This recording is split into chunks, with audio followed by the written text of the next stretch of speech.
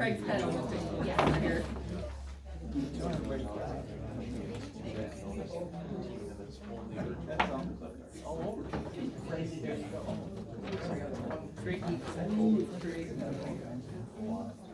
All right, it is 6:30, so I'm going to go ahead and have us all rise for the Pledge of Allegiance to start our meeting.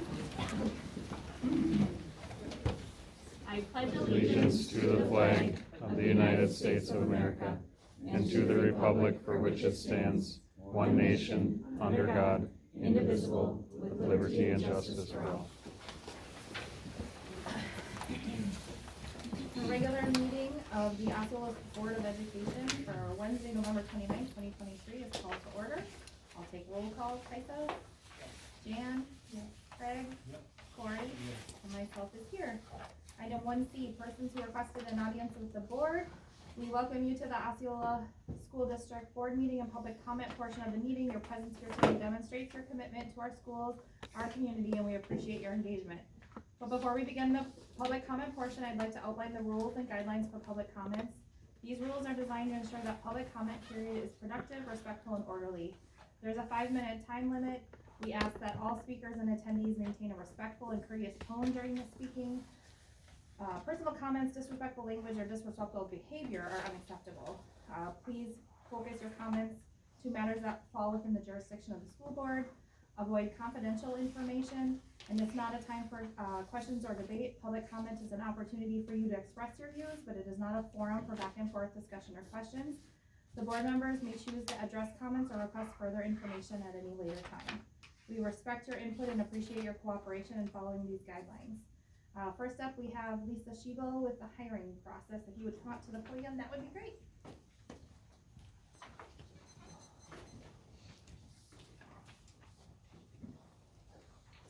Good evening. I would like to encourage the district and the members of the school board to slow down on the interviewing and hiring process regarding the open high school principal position. There is nothing wrong with waiting to strengthen the pool of qualified applicants. For example, waiting for late spring when more candidates would be available and eager to interview for the start next summer. Hiring in haste mid-year is not in the best interest of the staff or the students. What's the urgency? You already have an interim principal in place.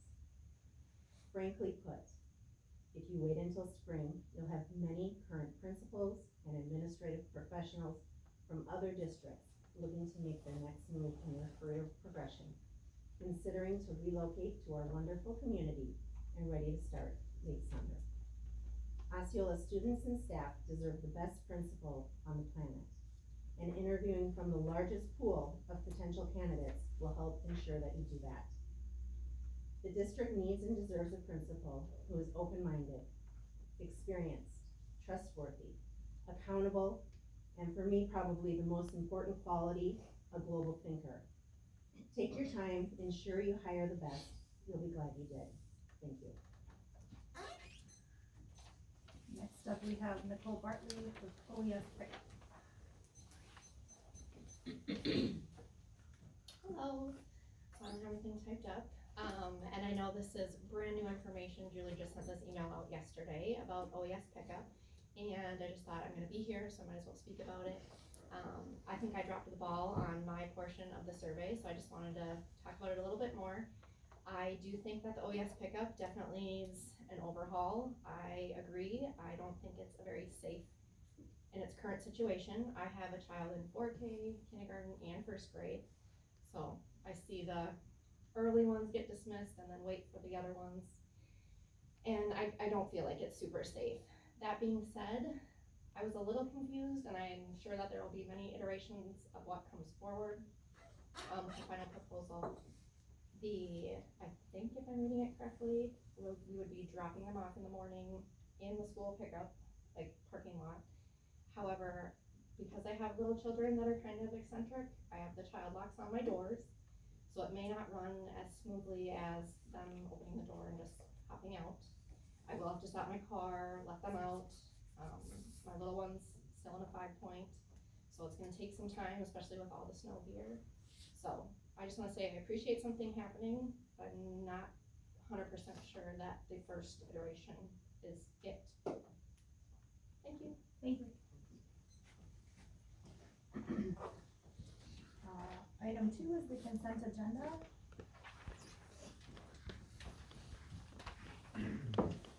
Lord, what is your wishes there? There's a motion by Craig, second by Corey. Any further discussion? I asked that one of the policies gets brought out. Sure. And talked about separate, it's a clarification for me, but Sure, what policy number? 2521.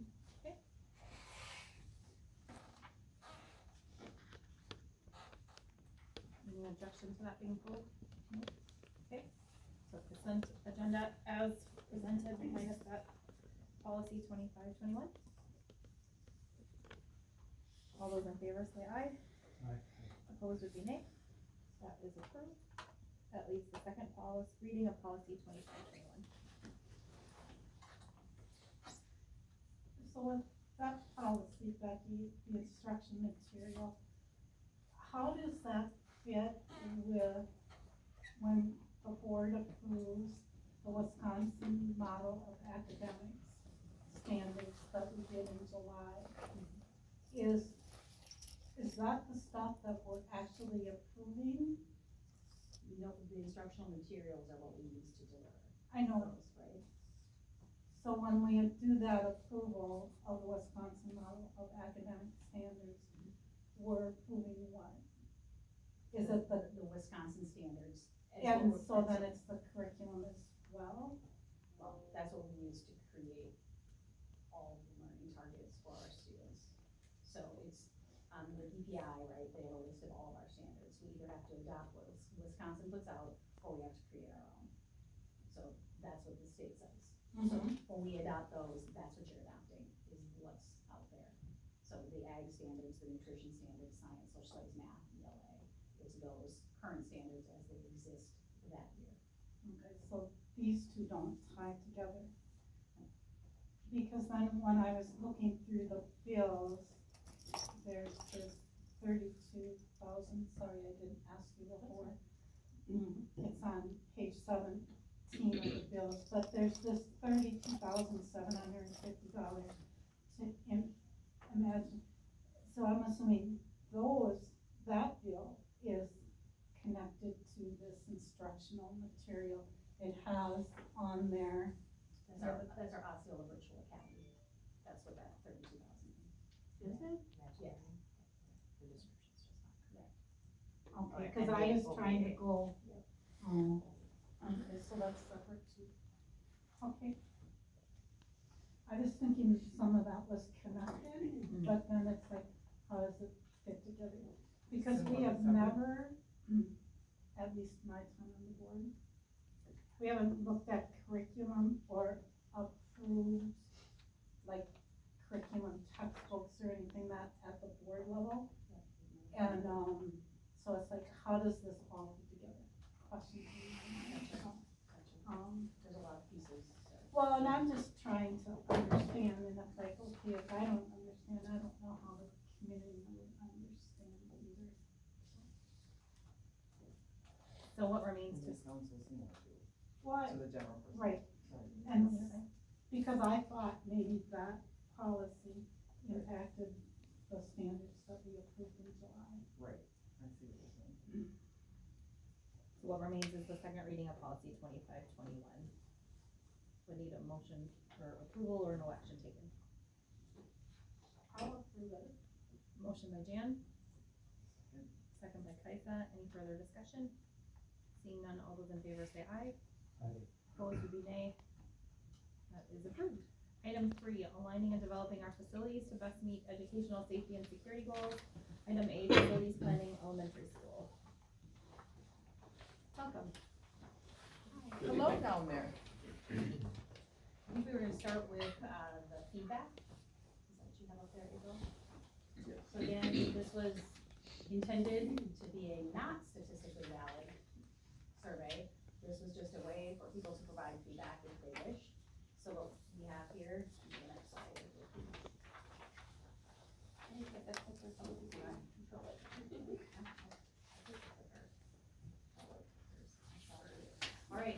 So this is how we broke down, we had 261 responses. 11.1% weren't part of, weren't residents, right? The assumption of that is they're probably staff that took it that don't live in the district. Unless somebody from outside decided they just wanted to be online and take a survey here. Yeah, we can take that too. So here's the response category, and I think it's really important to pay attention to this disaggregation. And again, this looks like statistical data because it's charts and graphs and percentages. It's 261 people. So we have staff and parents are the blue, so about 18%. We have staff member non-parents, about 6.1%, and 65% are parents, and then non-parent, non-staff for 9.6%, 25%, or 25 people. I think it's really important for us to remember that when you think about all of our voters and constituents, that's about 70, that green section is about 70% of the people who would be voters in our district. So not a super great sample size of 25 for the thousands of people that represents. And just to also remind you that this input survey was sent to every single resident of our school district with a QR code to fill out, and then we have paper copies available here. So we do break this down further, but this is just an easy global view. So the option 1, so people had to, in this question, they ranked the options. So the first choice overall was building a new elementary school. And then you can see second and third choice.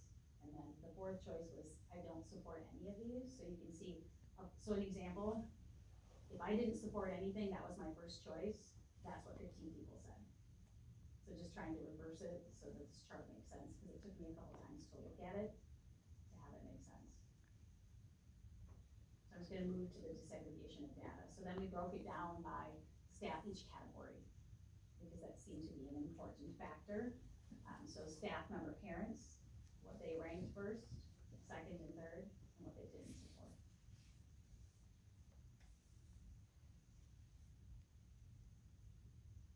Any questions on that one? And then staff member non-parents.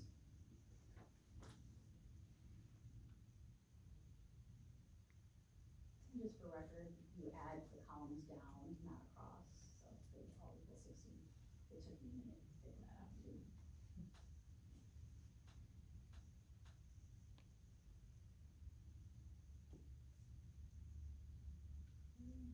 And then parents.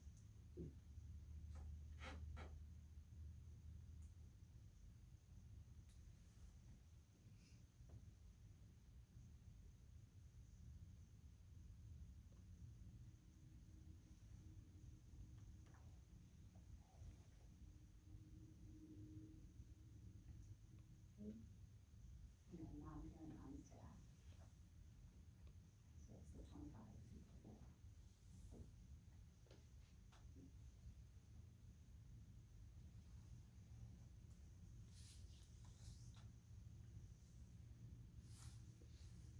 And then we just ask the specific question, would you support option 1? And 71% said yes. And that's how it broke down.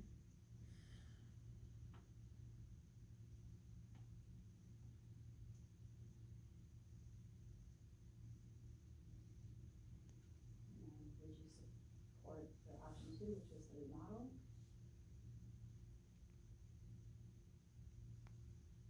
As you'll notice probably throughout the other data, this option had the least support.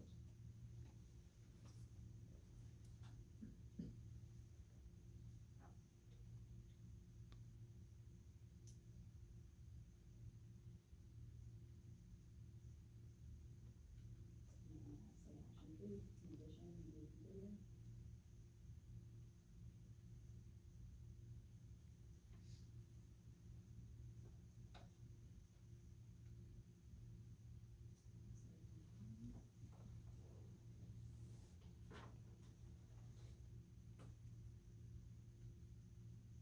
And that is all for that item. Any questions, comments, wonders?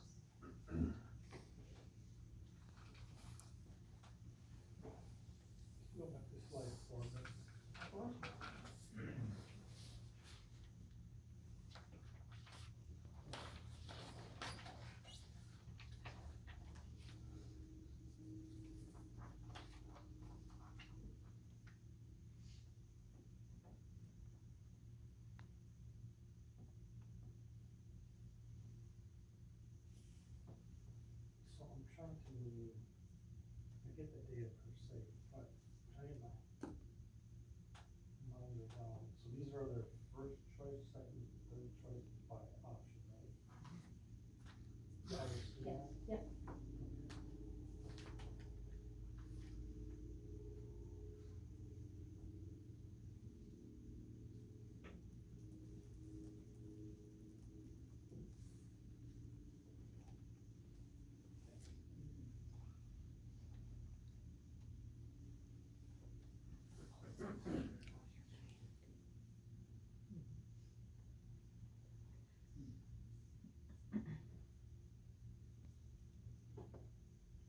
So yeah, looking at all the blue, saying what did everybody want for their first choice, and then looking at all of the red.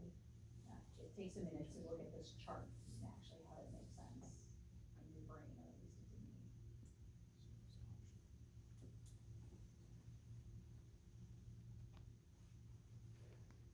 Being positive, right?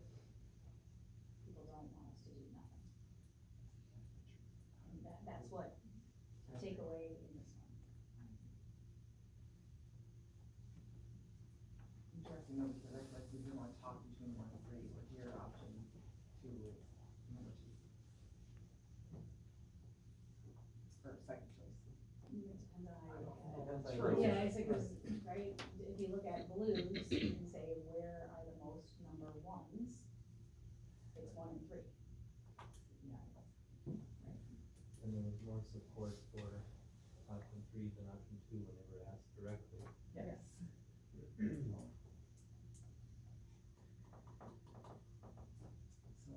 Good thing I'm not statistically sound model Exactly. existing for you. That is correct. Yes, adding more, and we are keeping daycare and facility, or, the elementary separate intentionally, so we'll talk about those results when we get to that on the agenda. Okay, y'all ready? Excellent, yes, should we start with the timeline, April, is that the best place to go? So this should not look new to anybody, but I think it's always a good place to start as to where we've been and where we're heading. As we've talked all along at the board level is, we wanted to keep an April 2024 referendum as an option.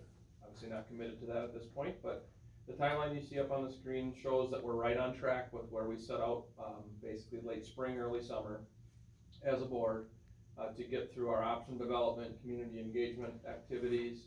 And we sit here in late November, basically December, in that option refinement, really kind of board direction phase of the overall timeline. Thinking the end in mind, you could technically formally adopt resolutions to go to referendum as late as January 22nd, 23rd, something in that ballpark. That said, and I guess it's a bit rhetorical, we're assuming that the board would want a very active communication, information campaign and community engagement effort if you do elect to go to referendum. Those two things run a bit contradictory to each other. If we wait until late January, which we legally could, to adopt resolutions, that takes almost a full month, if not more, away from that communication and community engagement campaign. That's why you do see on this timeline, and kind of gonna continue to politely nudge if the board can get there, that it's ideal if we at least have direction, even if we don't formally adopt the resolutions until early January. We at least have the direction that we know we're heading, so that late December and early January, we're building that community engagement and communication campaign. We're not waiting until the end of January to start. So that's what this is built around. We want to be upfront that you can technically wait until the end of January, but that will negatively impact the district and our team's ability to really get out and provide the information and hold the community engagement events that are needed to really continue to educate and bring the community along. So that's the macro level. Big picture, we're on track. Right where we said we would be starting back in May and June, we're there. We're here now in probably the time for the board to, I will say, make a decision, honestly. That's where we're at. That's always been what we've been heading towards, is this late November, December timeframe for that. There's a bit of a detailed timeline as well. Is that correct, April? We have that one as well. And this is a bit of a reminder as well. So a lot of the activities that we have already undertaken prior in the September, October, November timeline are identified here. Sitting here this evening on the 29th, the goals are to obviously review the feedback we just did, discuss next steps. I'm going to share a bit of updated information specific to option 3 for you this evening. And then the goal would be that we get to December 20th, and again, that is not the legally latest date possible, but again, if we want to have January be used for engagement and information versus continued board evaluation, the 20th is the current target of a date that we would want to see the resolutions formally come before the board for adoption. The rest of the dates are possible, right? But we want to at least keep in mind that if there's any way the board can find consensus over the next month and adopt those resolutions by the 20th, that would really, I think help the community and help you as a district do a better job engaging the community around a specific direction versus free options, which is what we've been doing today. So before we leave timeline, any questions from the board on the timeline piece? A lot of that was review. I just wanted to make sure we were all kind of setting the table and heading in the same direction. The next thing we'll do is we'll look at option 3 specific. We didn't bring option 1 and 2 back because there haven't been any changes there. So back to the little bit of history on option 3. How did we get here? This was a board request to explore this option further. This was one of the, I'm going to say a dozen or more options that were explored a year and a half ago. This was explored in much more detail, starting in late September, early October. The first option that we brought in front of the board in mid-October, if I remember correctly, had not at that point been vetted heavily by the principal level leadership team, by the building teams, elementary and intermediate school teams, and quite frankly, it hadn't really been vetted even by Becky directly at that point. So we were trying to get this option prepared enough to have a budget to bring forward to be one of the 3 options that the board wanted shared with the community. So that's what was done. What you have in front of you tonight is an updated version of option 3 that probably in site plan doesn't look a whole lot, if any, different than you saw previously. If you flip to the floor plan page, really page 2 of the handout you have in front of you, we have noted what has changed in that plan since the first budget was created. So jumping to the next piece, Megan will present the updated budget. There is more square footage of both addition and renovation in this option. That really grew out of the direct engagement with staff, with leadership, and quite frankly, just the time it takes to truly vet what it means if we bring these students to this site. So you will see in a minute a slightly increased budget associated with this option. But we wanted you to see specifically what caused that budget increase. It wasn't that the original budget wasn't accurate.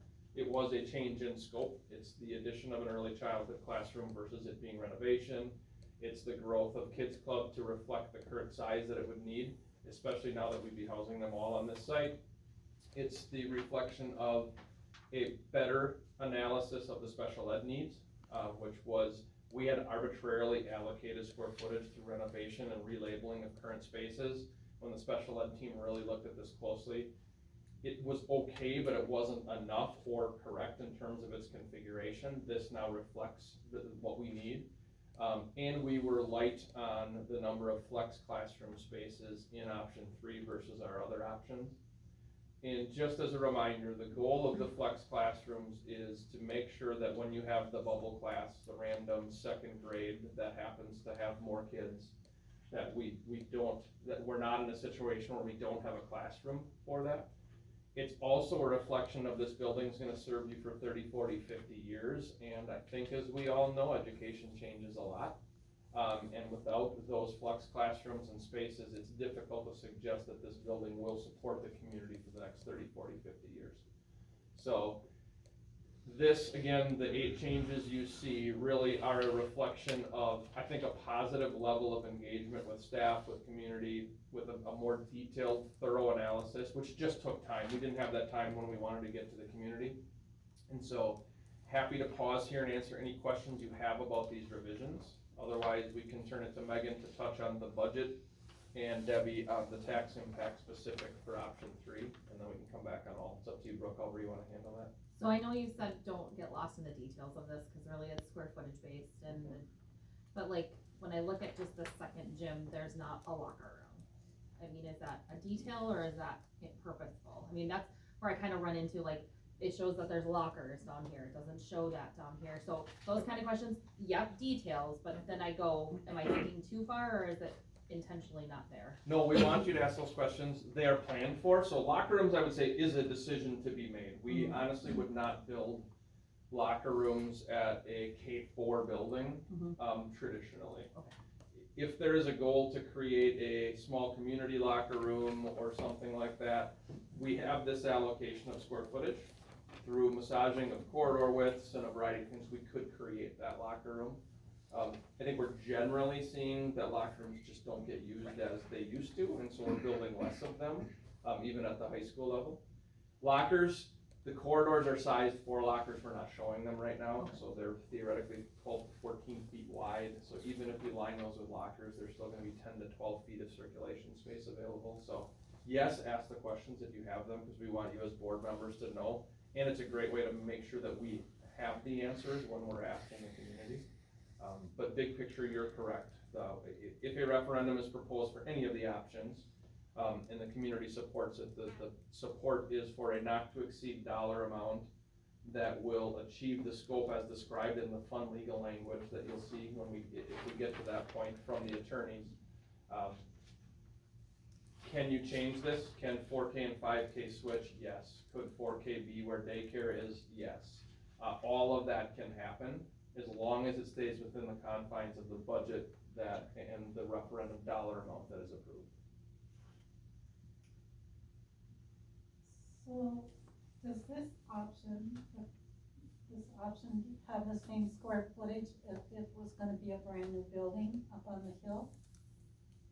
Is that the same? No, it would not, because it has one less grade level that we're building new for. Correct, because if we were building up on the hill, second grade is moving basically into existing intermediate school square footage. So they are not the same in terms of new square footage, no. Like I would think the elementary would have the cafeteria area where that's kind of bigger than here already. Yep. So the square footage would be bigger on that. In general, are the quantities of the spaces needed to educate 4K through 4th grade students the same? Generally, yes. Are there gonna be some anomalies where the intermediate school doesn't have X or Y and a new school would have it?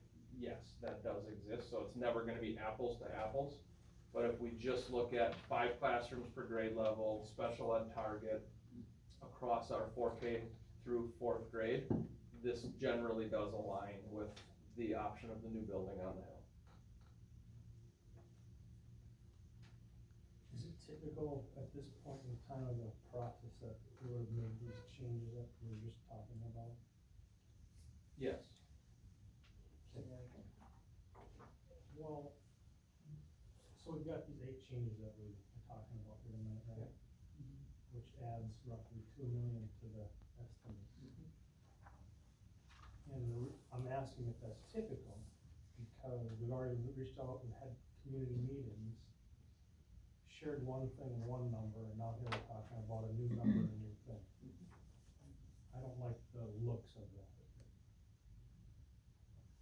In the ideal world, we would have run a process where we developed options, spent a couple months vetting them with staff engagement sessions, community engagement sessions, board meetings, leadership evaluation, then taken them to the community. That's the ideal scenario. We didn't have that in this case. That's okay, so we overlapped the community engagement process with the staff engagement, with the detailed vetting. And it's resulted in what is still, if you're purely looking at total investment and economics, a more affordable solution than the other two being considered. But I share your opinion that if we drew up the perfect process, the first number we put out 6 months ago would be the number that we took to referendum.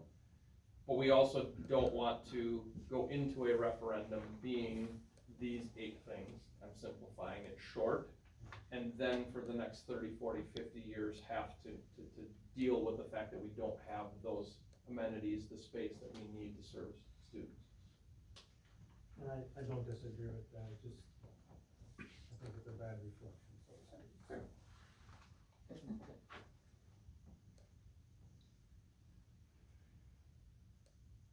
agree with you, Craig, and I also would say the other side of that too is that we're being responsive. So when people said, hey, and I was distinctly in the elementary meeting, hey, when I'm counting classrooms, I don't see a flex classroom here, how come?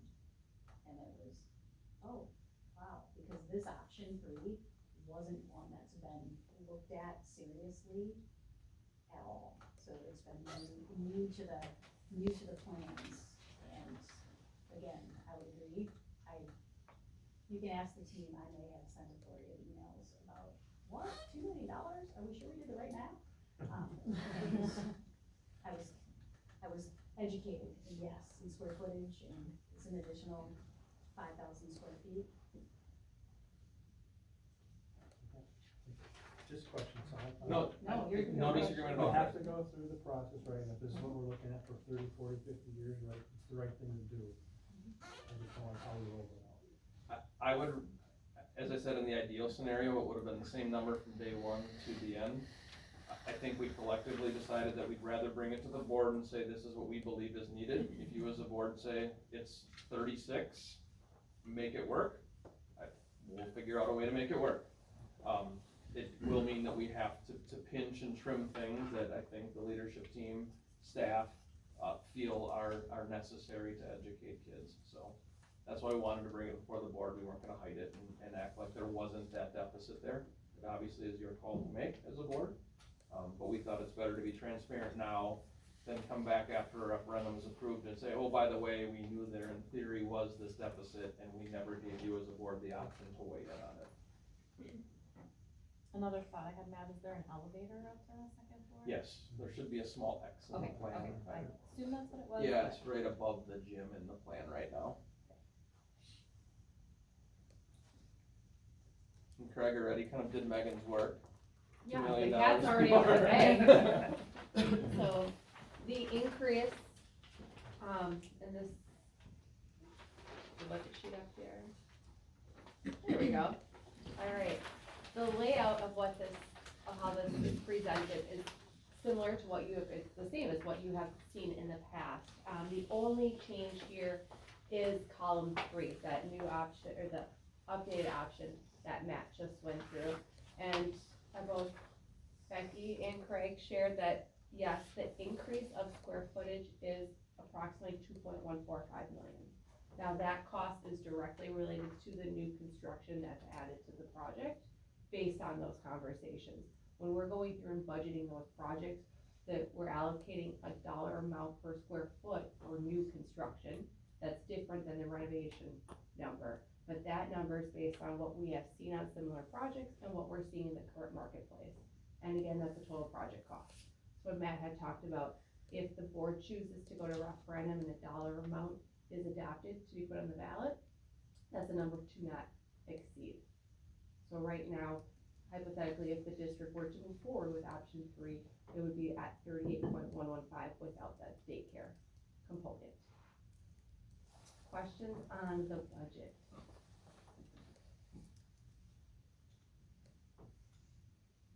And the only other piece was just Debbie updating the option 3 hypothetical tax impact as well. So then we get the number and model it out, and so this reflects the option 3 updated.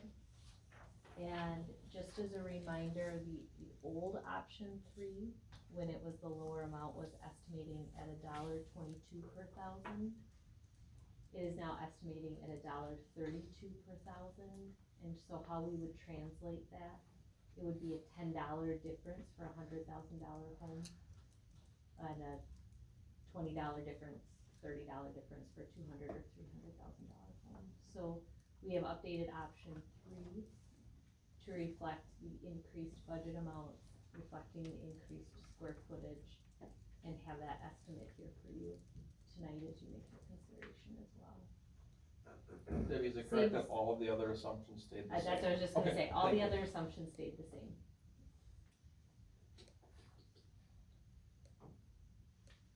So I guess, Brooke, back to you, that was the goal tonight, was to kind of go, obviously, we can go back to option 1 and 2 if the board would like, but we wanted to bring you updated option 3, because that's the one that has had the most, really the only changes, over the course of the last 6-8 weeks since we've taken these public at the community listening sessions. Debbie, can I ask a question?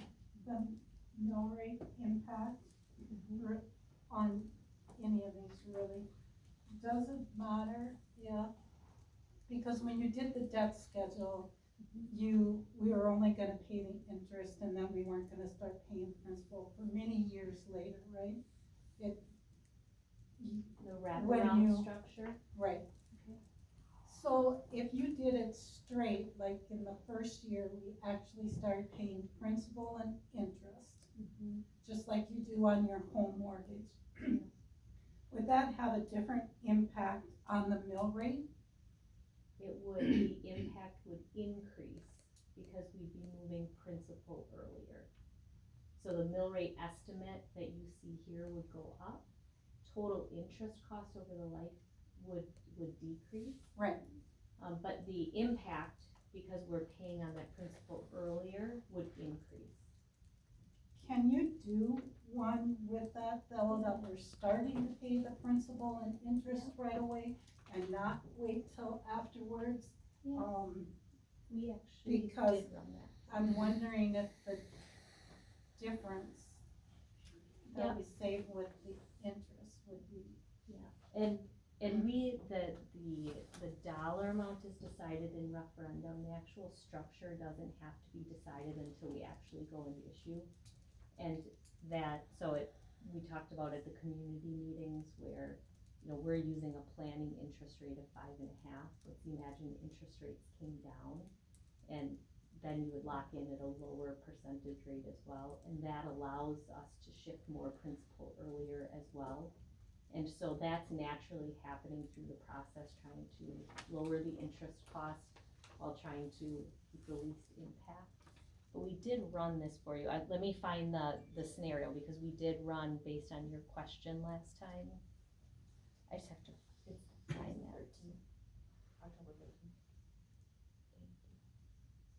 Yeah, I appreciate that question. I think that's always a question is the board's goal to minimize interest expense, which is what that would do, correct? Right? That would be the way to, yep. And it would give a true picture for the community, like on their own personal house loan, right? You sign the papers on your loan and you start paying principal and interest. What does it really look like? With us deferring the principal and maybe just paying the interest, it's can be a perception in the community that we're not doing the whole thing, that we're misleading the community on what the actual cost is of a building. Yeah, the devil's advocate would say if I'm a community member, and this is a real world example for me, I live in a community, I'm gonna live there for 10 more years, because my kids will be gone and I'm out. I know this already. They're talking about going to referendum, and they're talking about paying it back over 15 years or 10 years. I'm opposed to that personally. Why should I pay all of that debt back as a taxpayer when that building will be there in year 11, 12, 15, 20, and 30 and beyond? Why shouldn't those taxpayers have to participate in paying for the building that they're now getting to take advantage of? I'm not disagreeing with you that from an interest-only perspective, you're absolutely right, right? We'd be better off by taking it all and paying for it in 1 year, to use an extreme example. So I think that's the balance, right, is to find what is the balance between spreading the payments out over a reasonable amount of time so that all of the people in the community that are here today and are coming in the future will pay for that debt. And Does I'm your not, wife know you're leaving? Yes. Not maybe your wife. Not right. No. I And would I'm leave not in saying- 5. Sorry, hurry. and I'm not saying that's like my case, that I'm gonna Yeah. leave and I don't wanna support the schools, that's not it. I'm just trying to find the least impact or be, as open to them as we can, because I think that changes what the mill rate really should be.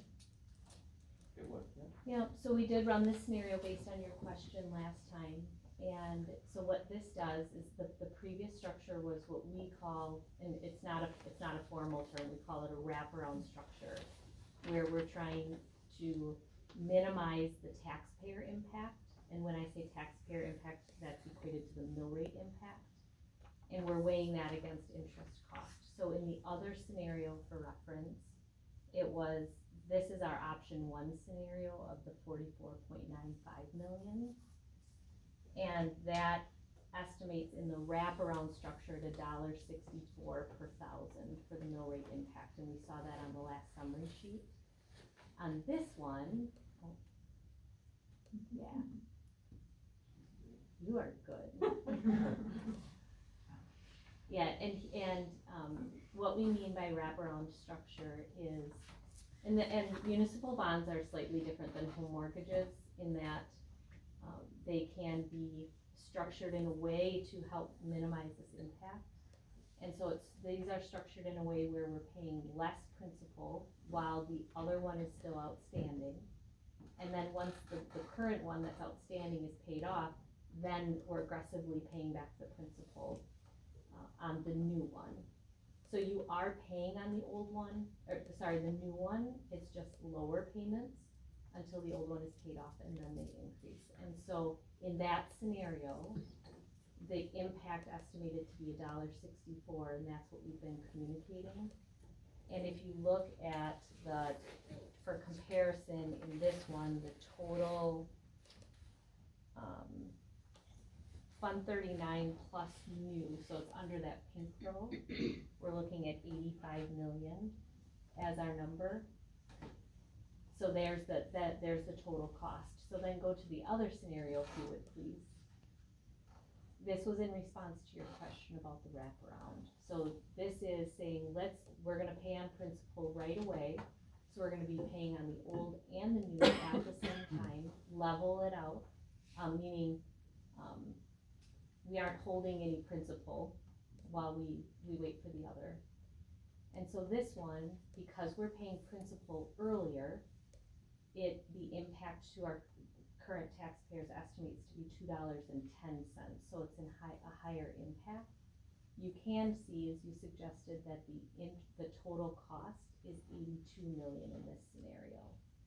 So the trade-off for the lower mill rate is paying more in interest. If you pay as scheduled, you can always levy and prepay, and then you would save interest costs just as if you would prepay your home mortgage. So this doesn't have to be decided on today and how it's structured, but if you did want to move forward with communicating referendum impacts using this non-wraparound structure, then we would be communicating higher impacts than what we would calculate and implement if we used the wraparound. And, go ahead. Can you switch back to that one real quick?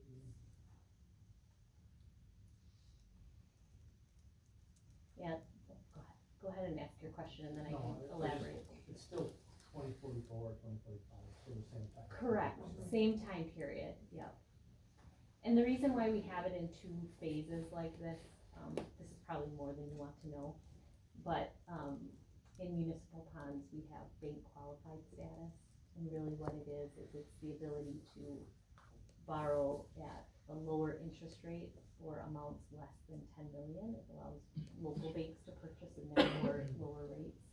So the reason we broke it into two parts was to try to take advantage of that potential bank qualified status. So again, trying to decrease interest costs within this wraparound structure. And because the project will take roughly 3 years, regardless of which option, you don't need all the money day one. Right. So borrow some up front to get started, borrow some later on, take advantage of that bank qualified. Yep. And save a little interest at the same time. And Debbie, this And wraparound scenario that you're presenting is not unique to Osceola. No. That's something that districts do across the state. And then just the last point, probably more than you want to know, but if we do it in phases, we try to target the longer term first. That's why you see the first issue being the longer, to try to minimize interest rate risk. And then the second portion then fills in the earlier when those tend to be lower interest rates. So it really is the goal to minimize taxpayer impact.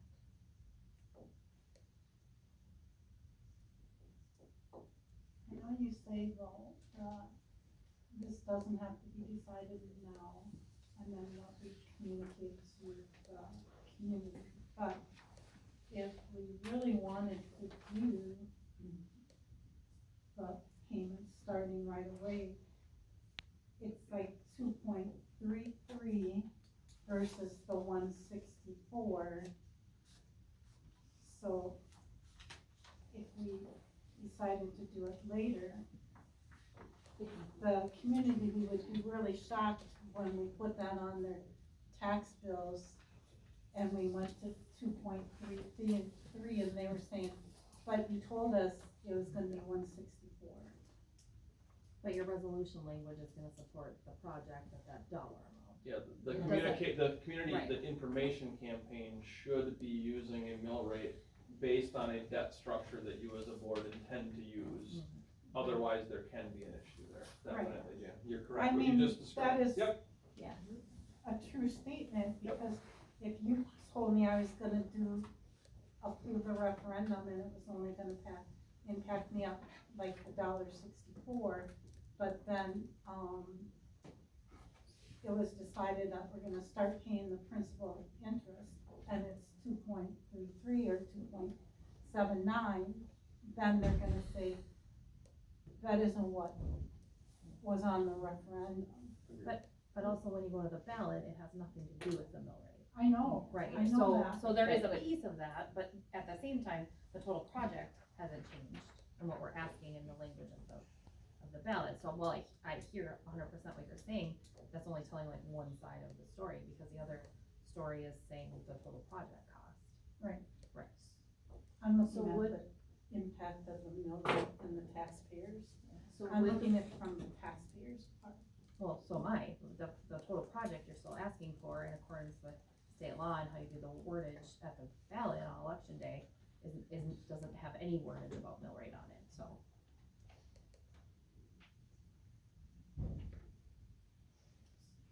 So we can run the other scenarios with the non-wraparound. Is the board interested in having a higher impact for the referendum by not using the wraparound? I'm not fine with that. I am. So this I will wanna level, tell the right story. so this structure levels out the levy at 4 million, if you go back to the other scenario.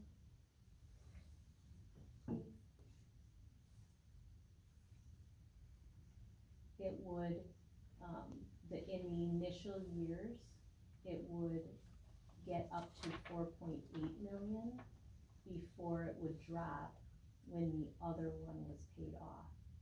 So you would have a higher levy in the initial years because you'd be paying on the old and the new at the same time.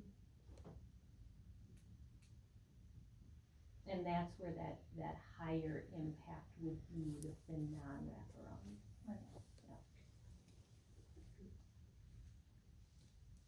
and I, just to be, I don't believe we're taking any action on decisions tonight, right? Our goal was hopefully to get consensus from the board. Jan, your point's valid, we can continue to have that debate at the board level of what we want to communicate as the estimated mill rate. Ideally, we could narrow that dialogue down to an option, if the board can land on 1, 2, or 3 as the direction you're leaning towards. If you are leaning towards proceeding with the referendum, we can kind of narrow the debate, right? Which option do we want to proceed with is question 1, and then question 2 would be how do we want to communicate the mill rate, or what debt structure do we want to communicate around? Not dismissing your point, Jan, at all. It's a fair conversation. I think it's gonna be an easier conversation when we're talking about one option, not 3.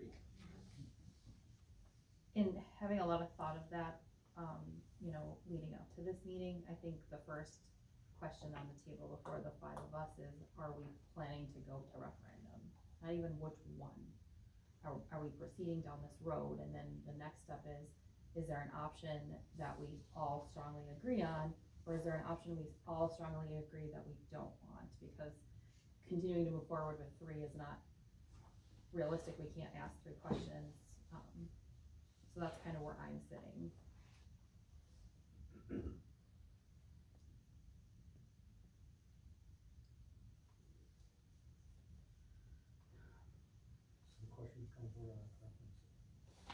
Or are we just moving forward, yes or no? Yes, we're moving forward. Okay. That's my That's your opinion. I would agree, something's gotta be done. Something has to be done, and I think people are telling us that from what I'm hearing and seeing, and At least they have to have. absolutely, but, exactly. Something.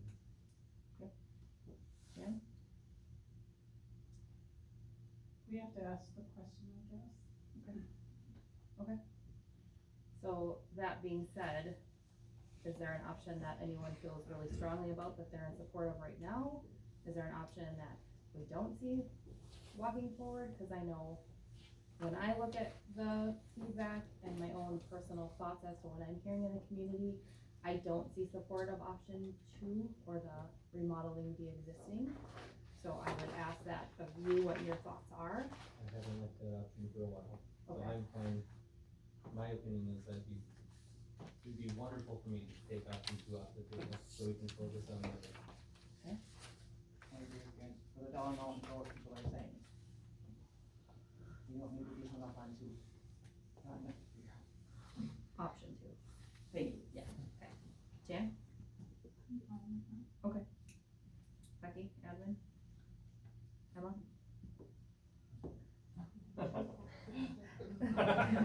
Yet, the word was yet there, okay. So I think what I'm seeing is we'll take option 2 of remodeling the existing OES off the board. Which then leads us to option 1 and 3 with the new proposed numbers, and again, we don't have to take any action tonight by any means. But in sticking with our preferred timeline of December 20th, We only have one more meeting. or do we throw an extra special meeting in there? We can always do that too. Brooke, if I could, before we get into the dialogue, if the board has a desire for another meeting, I think it would be helpful for us to know what are the questions or topics or considerations that we haven't addressed yet that will help you get to consensus, or at least a decision regarding 1 versus 3. Because, More time's fine. Yep. But more time without a definition of what gaps we need to fill, absolutely, we may be back with the same indecision. and the tasks that remain before us would be coming to an agreement or a consensus on which option to move forward to ask the taxpayers, and then resolutions, correct? Correct. Right. So So- if we come out, and I'm not saying this is the case, but if we come out of here tonight with a general leaning of the board, a direction of between option 1 and 3, the legal language can be drafted, will be drafted, and then there is formal requirements for agendizing and publishing and all that are different when adopting. So we can't decide in the 11th hour that we wanna do that. We have to have a little bit of an on-ramp to make sure we get that done correctly. Can you, to turn that around and be devil's advocate, go down the resolution language of both, so that you have them ready for the 20th? Turns out we actually have them ready now. Cause I don't really, it's my first time through this, so I learned who the person was that did it, and he's like, no, we do this all the time. I'm like, can you have it by Wednesday? And he's like, I can.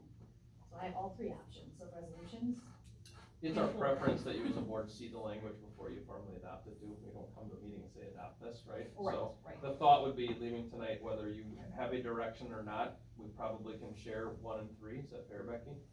In advance of your next, in advance of your next meeting, so that you've got some time to ask questions if you had it. A lot of it's just gonna be standard legal language that there's not a ton of flexibility in, but we do wanna make sure you as a board see it before you adopt it. I would think it's maybe a little easier than when we were doing operational stuff, because we were very specific about what that money was to be utilized.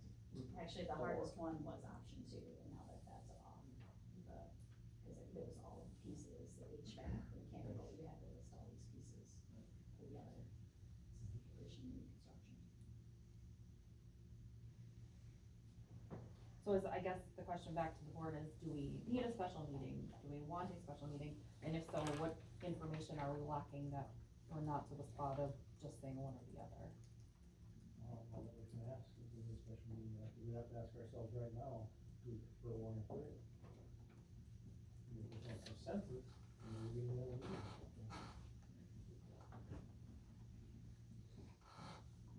So if you want to switch.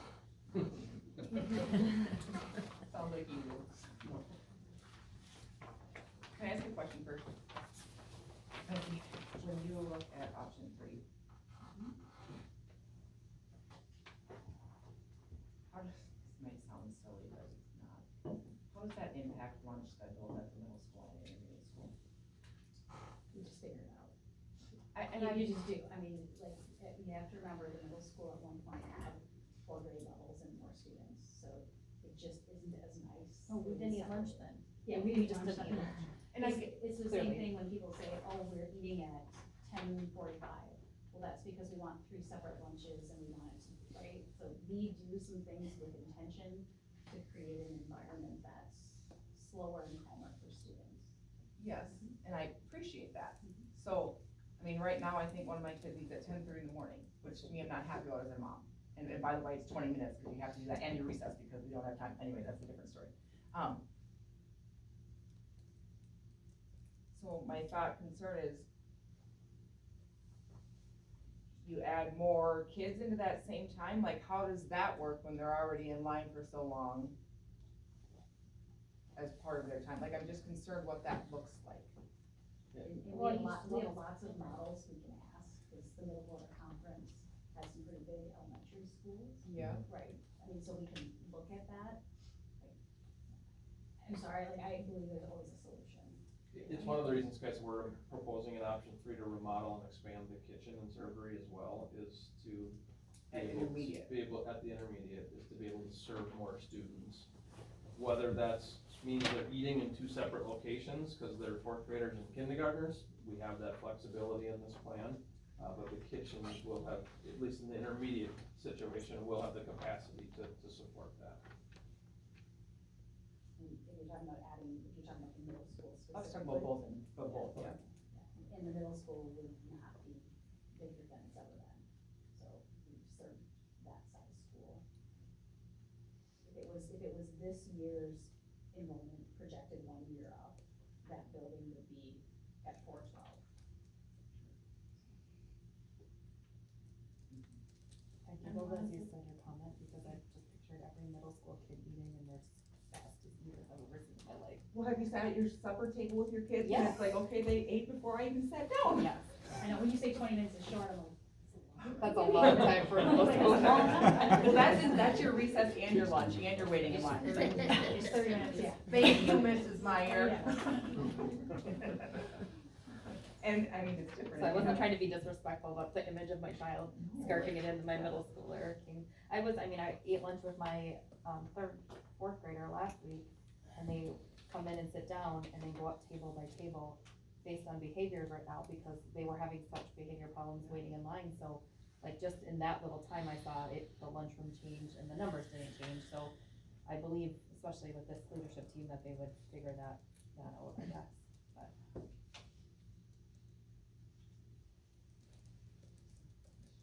Yeah, no. I think I'm not afraid, you all know me, that I'm not afraid to speak by any means, and I keep coming back to like this 50-50 on pros and cons of each of these options.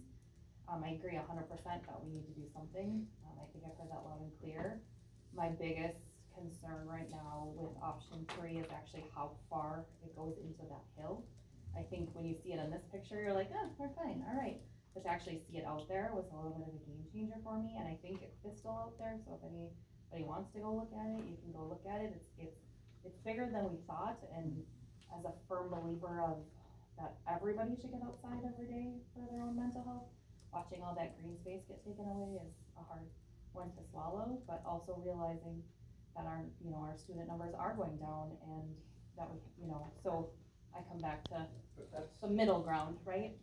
But don't forget, that field was never there before, that's all earthwork, and it could be earthwork again, that was a farm field before that. Yep. So there was more level than it ever was with all the earthwork we've done here, and that's where the pile got taken. So, to make playground area at the abandoned area or an addition, to do earthwork and make. The budget assumes there will be some extensive earthwork associated with the hill and creating. Is it gonna be exactly the same green space you have today? No.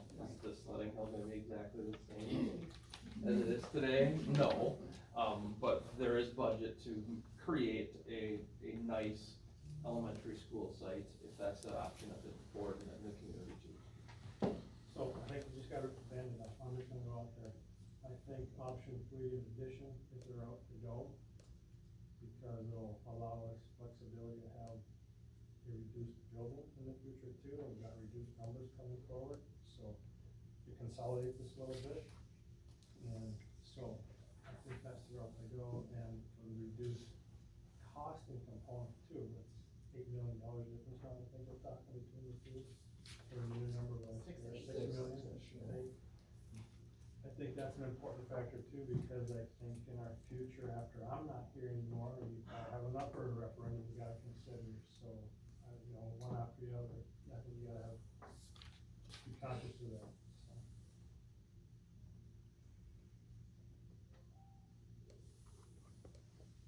We'll throw yourself out there. I would pick option one. I don't mind option three, but I always preferred option one. I've warmed up to option three over time, but option one would still be my preference.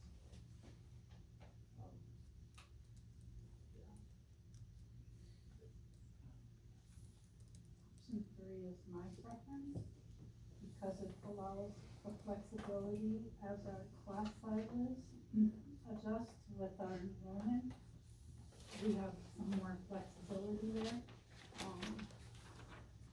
And maybe even with the smaller class sizes coming through, do we have to move the 5th grade to the middle school?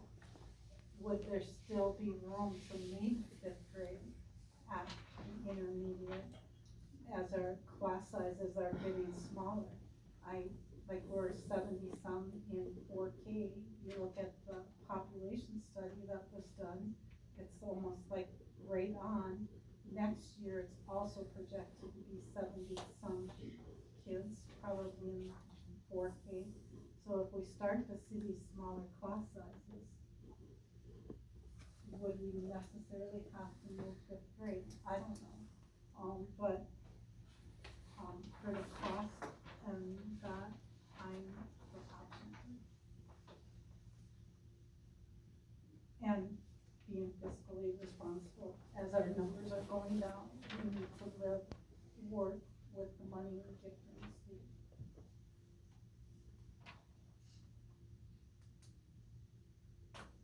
I honestly don't know that I'm ready to decide tonight, but I know you're gonna say what more information you need, and I don't have an answer for that.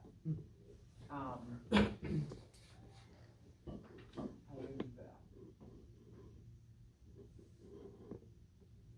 really been listening to people and seeking input from people and looking at our survey last year and the feedback form from this year and the info sessions, and you know, there's pros and cons to both.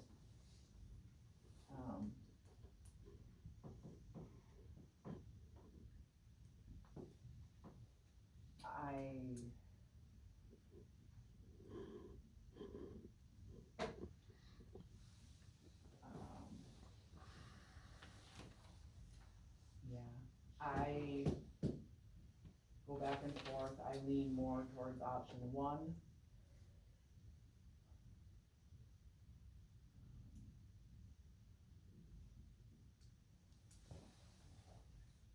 After listening to what people are saying and what we're seeing, I think there's community support there.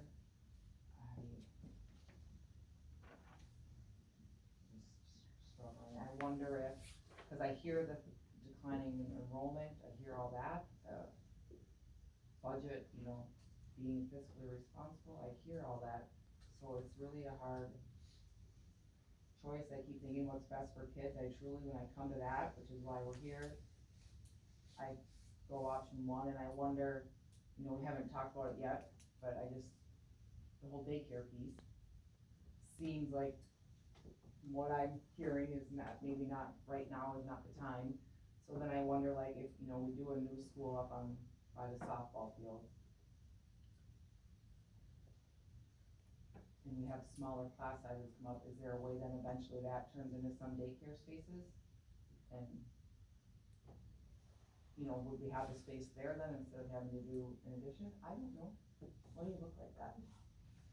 I'm trying to, wait, the words you just used, trying to describe where you were going with in your head. Well, maybe in a few years if we have smaller, if we have a new building up there. If I'm stuck on 3, it seems everything's cramped, we're maximized everywhere. Not that we're gonna have a, not that that's necessarily it, but if we had the new building, I just keep thinking declining enrollment. Eventually, could you put some daycare there, if that meant putting some like second graders in the intermediate or fifth and middle school, I don't know. So I'm gonna steal your thunder a little bit. I'm not ready to make a decision. I think what I need more, I will say, I've been option one vetted since the beginning, but I'm leaning more in favor of option three right now, but I feel like I don't have all the info I need as far as what it does to our staffing. What does this look like? I know we've said we're not building this for staffing. Matt, you've been very clear on that, but there's some natural attrition that's gonna happen, right? That's why we don't have a Walmart in every city. We have one big Walmart up there. You're gonna have some efficiencies that are gonna come out of it, and I would need to see that as it relates to staff a little bit. I think, I do feel like we haven't addressed the daycare piece. Obviously, that's the next agenda item. There's little questions that pop into my brain, like how far, if I'm a 4K teacher, am I walking kids to music? Like, and I'm a visual person, so you can tell me the square footage, that means nothing to me. Because I'm a visual learner and you know that about me, so, that's why I just keep coming back to this middle ground right now. So. I just want to point out that you're talking about staffing 3 years from now. Correct. So do you want us to do the projected decline and then say what it would be staffed? Cause that's real tricky. I think, just like you would as you prepared like a bear model with assumptions. Assumptions would be, we would have this number of kids, we currently have this number of kids, but we need 2 administrators, so we would assume this, like, that's in my mind how it's working. We would need a daytime custodian and a nighttime, but now we're doubling the square footage, so it's gonna be 2, like, those kind of, it's more of that piece, that there is some natural attrition that's going to happen from going to this, because you're not gonna need some of the same positions as you're expediting, right, or making it more efficient. Yeah, Brooke, and I think as you and I have talked in the past, it's, in my opinion, difficult. I haven't seen it done super well in other districts when trying to project that out, because big picture, X number of kids equals Y level of staffing, whether they're in 2 buildings or they're in 1. Right. Unless they're 50 miles apart from each other. Right. Would you be more efficient with the utilization of your staff when they're walking down the hall than driving up the hill? Yes. Is it realistic to calculate that level of efficiency for 3 and 5 and 10 years out? I think that's a little hard to do with any level of accuracy. I think the other variable here though is you have a staff that I think are some of the most amazing, and then they're automatically going, well, who's losing their jobs? Well, I don't wanna do this one because they're not gonna, and so it's hard for me to make an unbiased decision, which I'm happy to do, but at the same time, the person component is still there of that, and so to ease that a little bit and say, I mean, we have 5 4K classrooms, they might not always be 4K classrooms, but as the numbers stand right now, we have this many, hypothetically, I mean, that's the harder piece for me to wrap my head around. I don't know if that makes sense, but. Yeah, no, I think that's fair. And again, I'd go back to, I don't know that, at least today, if this building were up and operating, that your staffing model would look a whole lot different, Right. especially with some of the recent changes that have just been made. Is this building a principal and associate? Right. Would, if it was, Still would you still run it as a principal in charge of 2 buildings, half a mile apart with an associate, and they're moving back and forth? Maybe you would, just because the economics of it. Would it be 2 principals? Again, those are decisions that in theory are hard to say today, how you would structure that. The other thing I would say to your comment though too, Rick, is that I get that, you know, we have to have a vision or a thought for staffing in the future, but nothing's guaranteed. And I don't mean to be crass either, but we should always evaluate what staffing we need. You know, do we need 10 pairs versus 5? I mean, that's a yearly thing. Don't disagree. So nothing's guaranteed. I'm sorry that seems crass, but it's. But it's a hard, I get where you're going to, it's also a hard ask to have. It's just another the level of utilization and amount of time your staff is spending directly engaged with students is more efficient as you have a larger building. That's irrelevant between option 1 and 3. If you put every kid in your district under one roof, you're gonna inevitably be a little bit more efficient with your staffing, because you're not losing even the 5 minutes it takes to drive up the hill.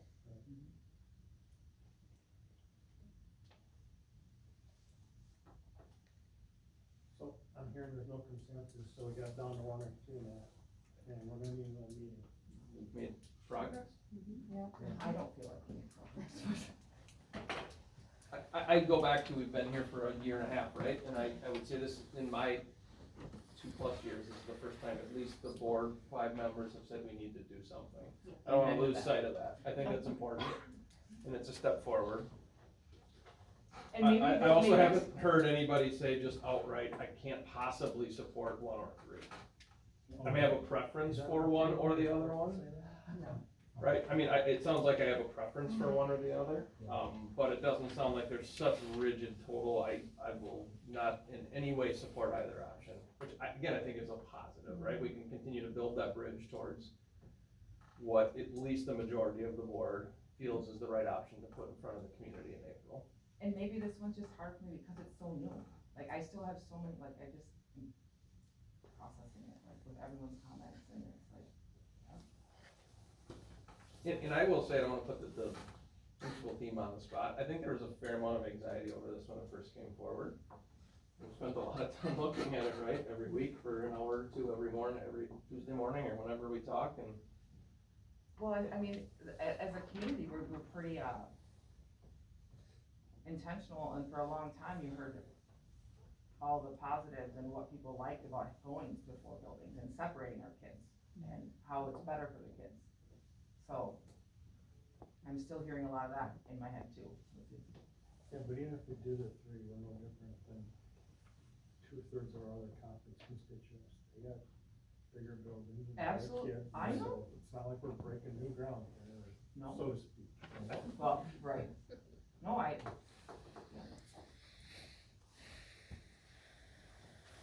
and I hear that too, and then I go back to, but we're also unique, and does that help draw more people to our area? Like, if people are looking St. Croix Falls or Somerset, how do we fit in there? Well, that's where you gotta ask your question, who need a daycare when they're not? Oh, Craig. Who invited you?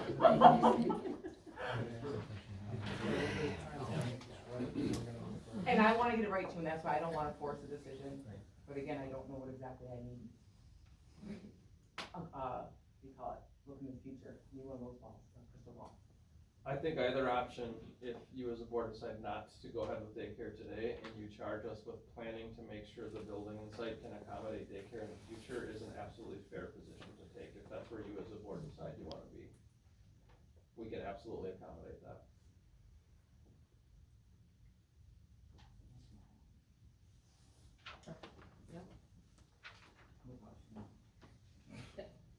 The thing I keep hearing in my head is, so what happens if we ask 1 or 3 and the community says no? Because we all are sitting here saying we have to do something. And that's why I just feel like, as much as I am a decision maker, I make a decision, I want to go and let's go. I keep thinking we have to get it right so that we are going forward. And that's where I keep holding up my own personal decision making, is that what if piece, making sure that we're getting it right, asking the right question, so. Okay. So in summary, we're down to 2 options. We've got consensus of the board that we need to do something, and we want to take something forward to the voters in April. We don't have a lot of definitive requests from the team regarding 1 versus 3 that would help facilitate further conversation next time we get together.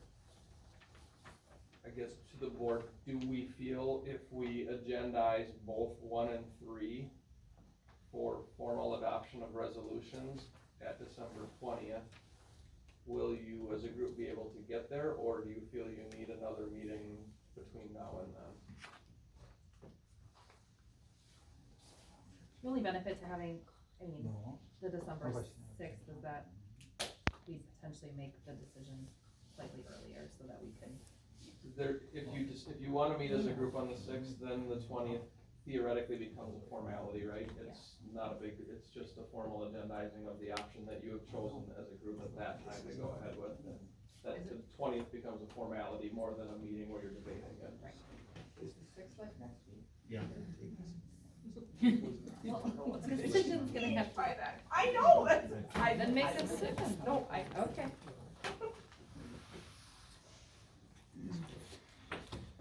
And I'm not trying to push, but I also wanna be respectful of. exactly, if we aren't just giving the hand. You and I are the holdouts. When is our I feel like you're yelling at me. When is our meeting in January? Is it? January 3rd, Who picked that date? me. Oh. We moved it up. We changed it. You can blame me. It's fine. I'm great. I love that. That's not the end of the world either. To do the formality would be beneficial for the communication planning if in the middle to late December, we know which direction you as a board are leading. If you as a board have consensus that you're going 1 or 3 later here in December, and you don't formally adopt the resolutions till January 3rd, that's not the end of the world. We begin the planning process for communications. We just can't, we don't wanna start down 2 paths right now in terms of what we're messaging. I'm confident that if we came back in a week, that I could have my mind made up personally. I just feel like now I need to say to, tell me your, like, I am a collaborative thinker, I like to hear other people's opinions and things. Now that we're down from 3 to 2, we'll say, tell me your pro-con list, share with me, and that's the point that I'm at here, where we had 3 before, and so, and daycare, so really 4, right? And so, yes, daycare, next item, we'll talk about it, but I need to sit with these 2 stones and go, and I can make that decision in a week myself. I could wait till the 20th too, but I don't feel like I need to. So what more information do you need to get Oh, you have a conflict on the 6th? What, Jen? that conflict? I can't meet next week, I have another meeting in the evening. Well, okay, another meeting, sorry, I would just went So next it's week. like, it doesn't work for me, but you guys can. No, well, you know, that's what we need to do, but I'm gonna throw a devil's advocate. So, what if Jen and I, we've set our preference as option 3, and we're not budging, You're what? not budging, option 3 is it? Yeah. But we've got Corey said, first 1, but he wasn't opposed to 3, but. I mean, if we did a vote and the majority, I was outvoted for option 3, I'm not going home complaining. If it was a tie and I'm the tiebreaker, I'm choosing option 1. I feel I ran through my spot, not just for selfish reasons, although selfishly I want option 1, but I said I was gonna make sure the taxpayers' voices were heard. And we have taxpayers that don't wanna raise taxes, no one wants to raise taxes, but the majority, from personal conversations and from a survey that's not a survey and everything else, keeps showing option 1 is what they want, and that's what I'm gonna give them. I went door to door and told people, I will listen to you, what you want, I wanna give you what you want, I want you to vote on it. That's what their voice is telling me, the majority, not all the voices, we're never gonna have this whole community agree on anything. But when I see and feel the majority is option 1, I don't wanna budge from option 1. So if it was a tiebreaker, I would choose option 1. But if all of a sudden 3 of you, it's 3 to 2 or 4 to 1 and I'm the 1, I'm not upset. It's still better than having any kid in that elementary building every time we have. It is, that building I agree needs with you, Cory. so much, cause if nothing was done to that building, our taxpayers would be so upset, we'd be begging for money year after year to repair and repair and repair. No matter what, we're gonna need money, so it's like, okay. And then we'd be repairing and cutting a staff member, cause it's in the same It's thing. just what it is. So option 1 to me is because that's what I'm hearing the majority of. And so, to finish my thought. It's towards devil's that, advocate my devil's thought. advocate. So let's say you got 2, Jen, me, Corey, you, whatever. Yeah. You got 2 that aren't gonna budge. Yep. But the other folks have said, well, I could go either way, right? So what's gonna change between now and, No, I just said my piece, I needed to get it down to these 2. Okay. That's where what, you're gonna think about it for a week and then you're gonna decide, but what if your decision is not option 3 and couple of folks Well, are saying it's option 3 or nothing, so what are you gonna do? What if I come back as option 1? So what are we gonna do then? So, Well, there's 5 of us, so it will, with So it 2 comes down to a options, it's vote. gonna come down to a vote and, well, no, And then I would pick option 1, because that is also what I'm hearing. And I've always said too, like I said last year, it's not our decision, let the people say. So then you get to April and they say no, then you do something different. But that's why I hear what you're saying too. I don't wanna waste any more time, so I wanna get it right. You have to. It is not a decision you make. But I also feel people are saying number 1. I'm not saying I'm not hearing any of the opposite, because I'm hearing the opposite too, and I'm hearing the extremes of both sides, right? I hear a lot of this, and I hear a lot of that, and I hear some of this, and I hear some of that, which I try to focus in that area. well, yeah, schedule a meeting then. So what, Probably the most gonna change. I don't know either. Do we need to schedule a meeting, or can we make a decision on the 20th? Cause I'm just thinking it's December and people's calendars and all of the pieces, I mean, for real. You don't wanna wait, but you don't wanna make a decision now, is that what you just said? Okay, just checking. You are a teenager. The decision on the 20th doesn't impact the overall communication planning, so if the board feels you can get there, that's not an unrealistic approach. What is your primary reason for 3 versus 1? Because I know in the beginning you were 1. I think I shared that when I did my piece, is that you've got another referendum looking at you next year for an operation or something like that. And so now you're gonna ask for 44 million? We're gonna maybe have that happen no matter which option we choose.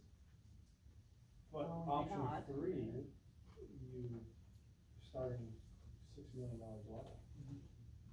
Right. Yeah, I hear that. Now granted, in the grand scheme of thing, I think we can borrow up to 200 million for our district. We're nowhere near that, right? But still, any referendum is gonna impact our taxpayers, so there's a contentious component to it. That's why I wanted this to be decided a year ago, when it would have saved us millions of dollars and would have looked a lot better than it does now, but here we are because it's stalled and the people that were on the board, some of them that aren't here right now, didn't wanna put it on a ballot.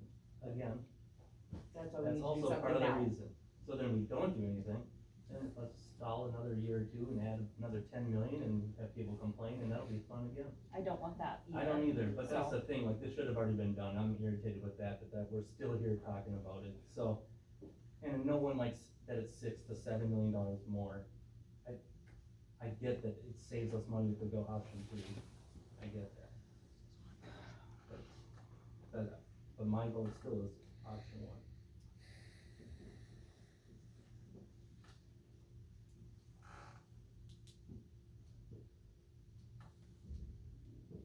Which would have been 30-something million a year ago. Yes. Just to remind people.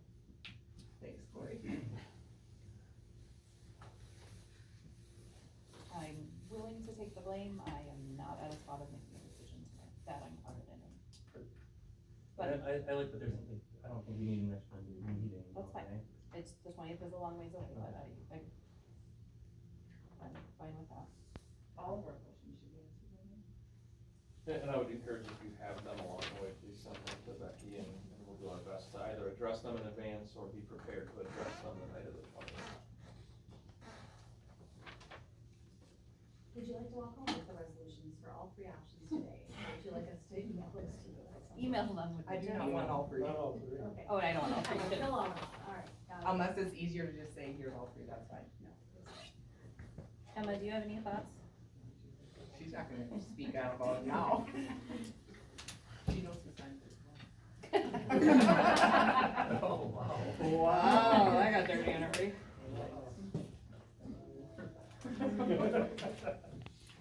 Admin, Becky, Shannon, anything else you guys think we're missing, or that is data that should be brought forward? Decision making, April?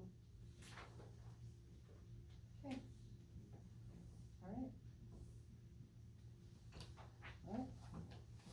goes to 3B, daycare. Daycare, yay.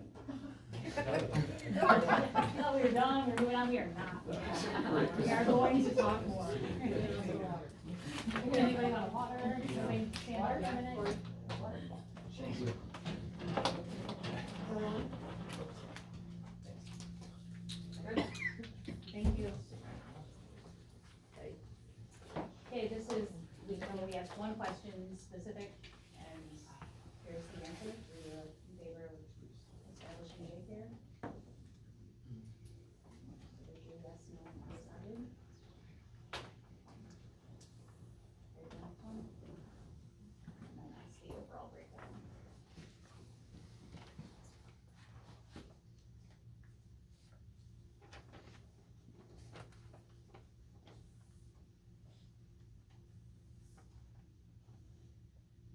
This one's a little easier for my brain to make sense of. Community is highly in support of daycare, in my opinion, from what I'm hearing. Brooke doesn't love the price tag that came with it. Thanks, Matt, for that one. Yeah, Matt. Yeah, I blame Matt. I'm so glad I get to control it, thanks, You're Boss. I have that much power. But I think the aha moment for me was if we proceed with a referendum question of unknown decision in April, and we ask the Deferred question, potentially the facilities planning question could fail, and they could say yes to daycare, and then it's, oh my. So I think what I'm leaning for in this is essentially pushing this back to after a decision was made about the elementary school. We get 2 questions a calendar year. I don't wanna use them both in April. Well, I really appreciate the feedback and the work that's been done on it, and I'm not saying it's going away by any means. I just think priority has to be building, not daycare at this point, and so my, stance would be to ask the Deferred question potentially at the following fall election or in the future. Cause it would be feasible to get it added on if a building project passed in April. We could still, in November, if it passed, add it on. Yep, it would allow us to explore the different scenarios of adding it on. The scenario you had brought up previously of do we keep a piece of the existing elementary and leverage some of the demolition dollars along with another enhancement, so, yes, I think that would keep both of those scenarios in play. So that is where I'm at on this particular item. No, that's it. I was at the end of it on my computer, so.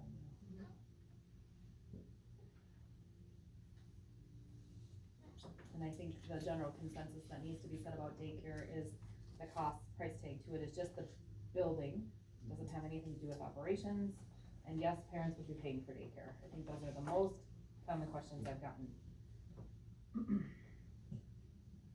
Shannon, when you figured out, like, the cost, because at the second, community meeting, you have, figured out the cost, and that first year or whatever, there was an assumption made that there would be additional dollars levied on the community end, which they can, I understand that, for that, and I know.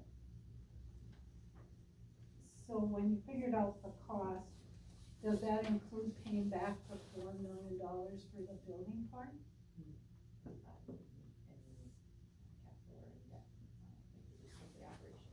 Strictly operation, and we wouldn't break even that first year.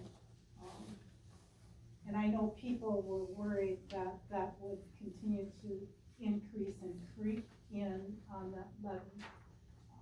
I heard that, and, I was also told we're like losing sight of what really public education and what a school district is responsible for. But then my other question would be, say our enrollment grows, and. Wouldn't that be amazing? Well, I know, that would be great. But my question is, then we would need additional classrooms, because the taxpayers own that daycare space. Would would we use that space for classrooms in the future, and then what would happen? What would happen if our enrollment grew and we needed the daycare space?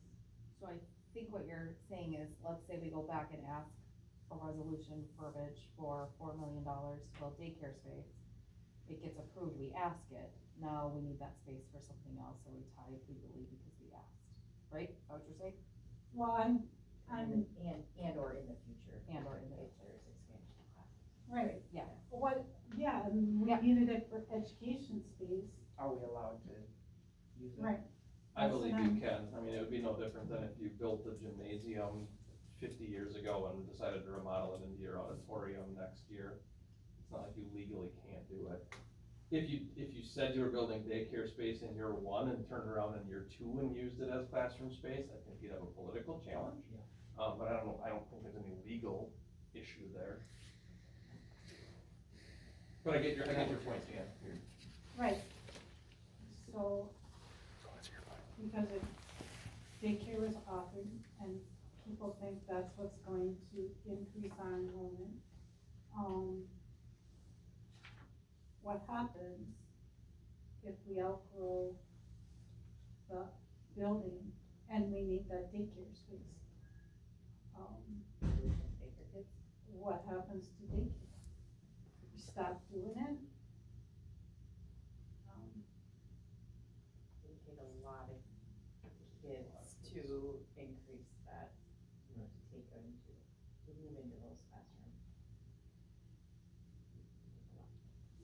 We would need to go by well over 100 kids, in my opinion, at the K4 level.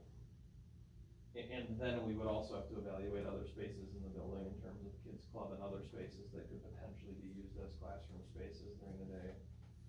So, I don't know, just quick math would tell me we'd have to grow by well over 100 kids before, Shannon disagree if I'm doing the math wrong. No, that's.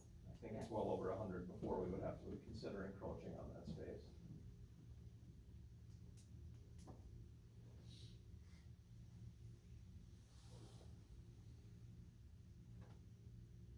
And I'd editorially say if that happened, I think you'd be celebrating. Yeah. I'll check the person who wrote the resolution and see if it's got numbers.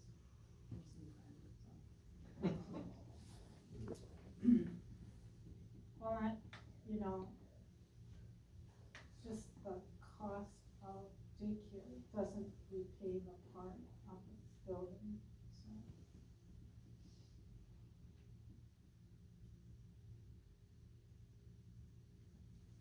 So I think at this time, I'm in support of not moving forward with resolution or having to care for April or something for. That's where I'm standing.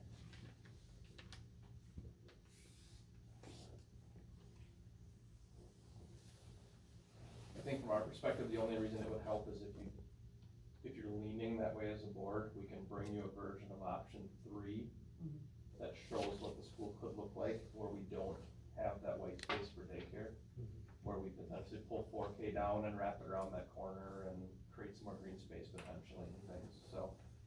Not the pressure if there's not consensus around that, fine, but we would bring you a different option on the 20th. But, so if we did that, Matt, what would happen then if a few years from now we wanna add daycare? What I think you probably would do is let's just say we wrap our 4K classrooms around where the daycare is shown now. Yep. As a hypothetical. Yep. You would add 4K in the back and you would just reuse your current 4K as daycare. So essentially get back to this. Correct. It just in day 1 wouldn't have green space where you don't want it. Right. On the southeast corner, you'd get your green space on the back of the site where you want it. Right. Day 1. Does it look different though with only one wing coming out, cause you wanna do it at a weird angle? Yeah, we'd have to explore whether it's not that angle, whether we could explore bringing the library down, I don't know if we wanna go there or not. Julie says no. I think that was a no. Yeah. So do you really want to go through construction 2 different times? Yeah, exactly. I don't wanna burn out both questions in, one election day. What's the difference if you do it one in April, one in November, what would you gain? We'd It's a still, good question. You wouldn't be But- mobilizing crews a second time. We But- would bid it a few months later and have all the construction done at the same time. But if we put both questions on April and the school doesn't pass, we can't go back and ask in November. So you're just literally pushing it down another year. Corey would be pissed. Corey would be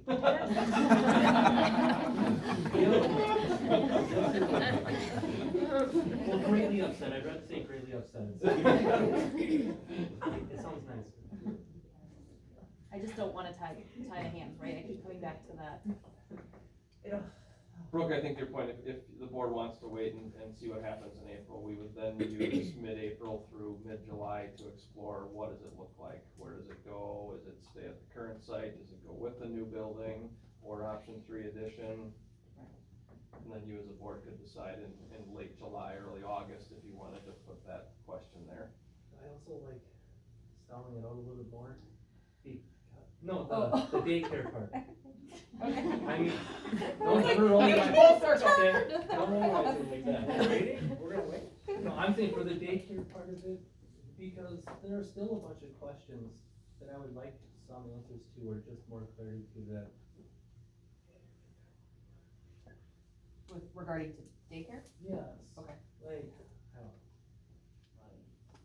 Well, about the financial part of it, like how much money do you truly get from it? I've heard conflicting things from people I've talked to where after so many years they make their money back, and then I've heard people say, nope, you don't make money, you're always in the negative with daycare. I would like to look into that further. I was told we're doing it because the state is going to be paying us for it, which is also not true. I mean, there's Right. so much conflicting And so information that's out there. kind of it too. Is, That's why we're going here? I'm the one that initially brought it up here because I'm a firm believer that a community and a school district work hand in hand. If you want one to thrive, both. Yeah, I've seen areas not too far from here that when a community doesn't work with the school or vice versa, it goes downhill pretty fast in that area. And we have a need for daycare, but there's also a need to answer a lot of questions that I don't have answers for, and I don't know if we truly have like a lot of answers for. So I like your idea about asking in November for that part. Or asking in the future. Right, at some point. It's not new goals, 2024. I hear all that too, my only, Troy offers it, Amory offers it, No. I believe Somerset offers it, so it's like, how many students and quality staff members are we missing Well, that's the by thing. not having that? My eyes and what I'm seeing happen is telling me we should do it daycare. It really does.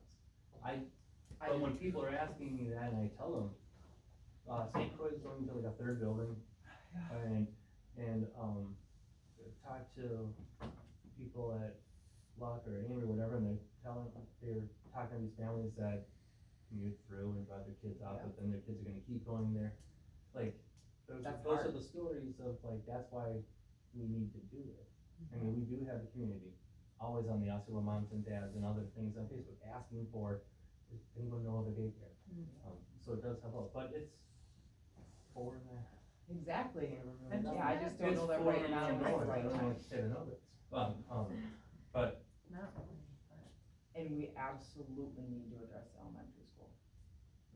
The more variables you introduce to the conversation, the less likely you are to get support. And that's not specifically Osceola, that's everything, right? Right. So if you as a board agree the highest priority is getting our elementary addressed, doesn't mean you don't believe daycare should be done. Right. You may wanna separate those But two the number one conversations. thing we need is a better.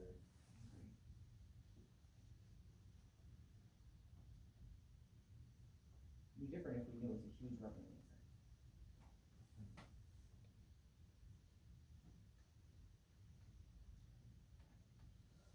Well, I think we need to say our piece with this as far as of bringing it back for a resolution or not, or I said my piece, so. And I'm with you on that one for Okay. now. Yeah, I'm fine, wait, I would say wait till, probably try again in November, though, right away, cause I don't wanna do construction twice.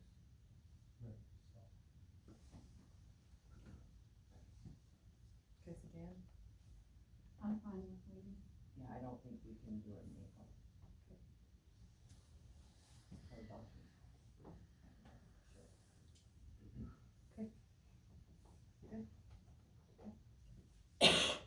Alright, anything else from Bray, Baird, Myron? Oh, I'm just afraid of chlorine now, so. Yeah. Alright. Thank you. Thank you. Thank you. I didn't know he had it in. I'm gonna one day, man. Thank you for joining us and spending your Yeah, funny thank you, day with guys. us. Full speed ahead, we'll get there. Item 4 I'm is nice, I promise now. Administrator, Department, and School Board Committee reports. Item A is Community Education Aquatics Department report. Oh, okay. Well, I should say I get to read it.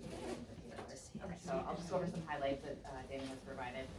Since July 1st to the present, Community Ed has offered 20+ Community Ed programs for youth and adults. Offerings include arts and crafts, STEM, robotics, arts, music, and dance, running, soccer, horse riding, and middle school weightlifting. Community Ed has served 300+ students, and there are no winter or spring courses scheduled with the exception of dance and piano lessons that are offered throughout the year. Going on to driver's ed, they currently have 107 students enrolled in the online driver's education program. And Behind the Wheel has 47 students. They are above average for completion in the driver's ed program and will finish over 115 students by the end of June of 2024. You probably don't know the answer to this, Shannon, so I'm so sorry. Maybe she does. Curious to know if those driver's ed numbers are higher or lower when you ran it. But I will find out for you. And do they want daycare? It's too late! The pool, the aquatic center is open regularly to the public for lap swimming, aquasize, and open swimming. In October and November, they have offered a very popular after-school swimming program for kids in grades 3 through 8. One day a week, OIS kids were bussed over and OMS kids arrived after dismissal and swim for 45 minutes. It has been a great joy to see their confidence in their water grow. They have the pool scheduled out through December. It will be open Monday, Wednesday, and Friday, including over winter break, and will offer open swimming, lap swimming, aquasize, and time set aside for student use.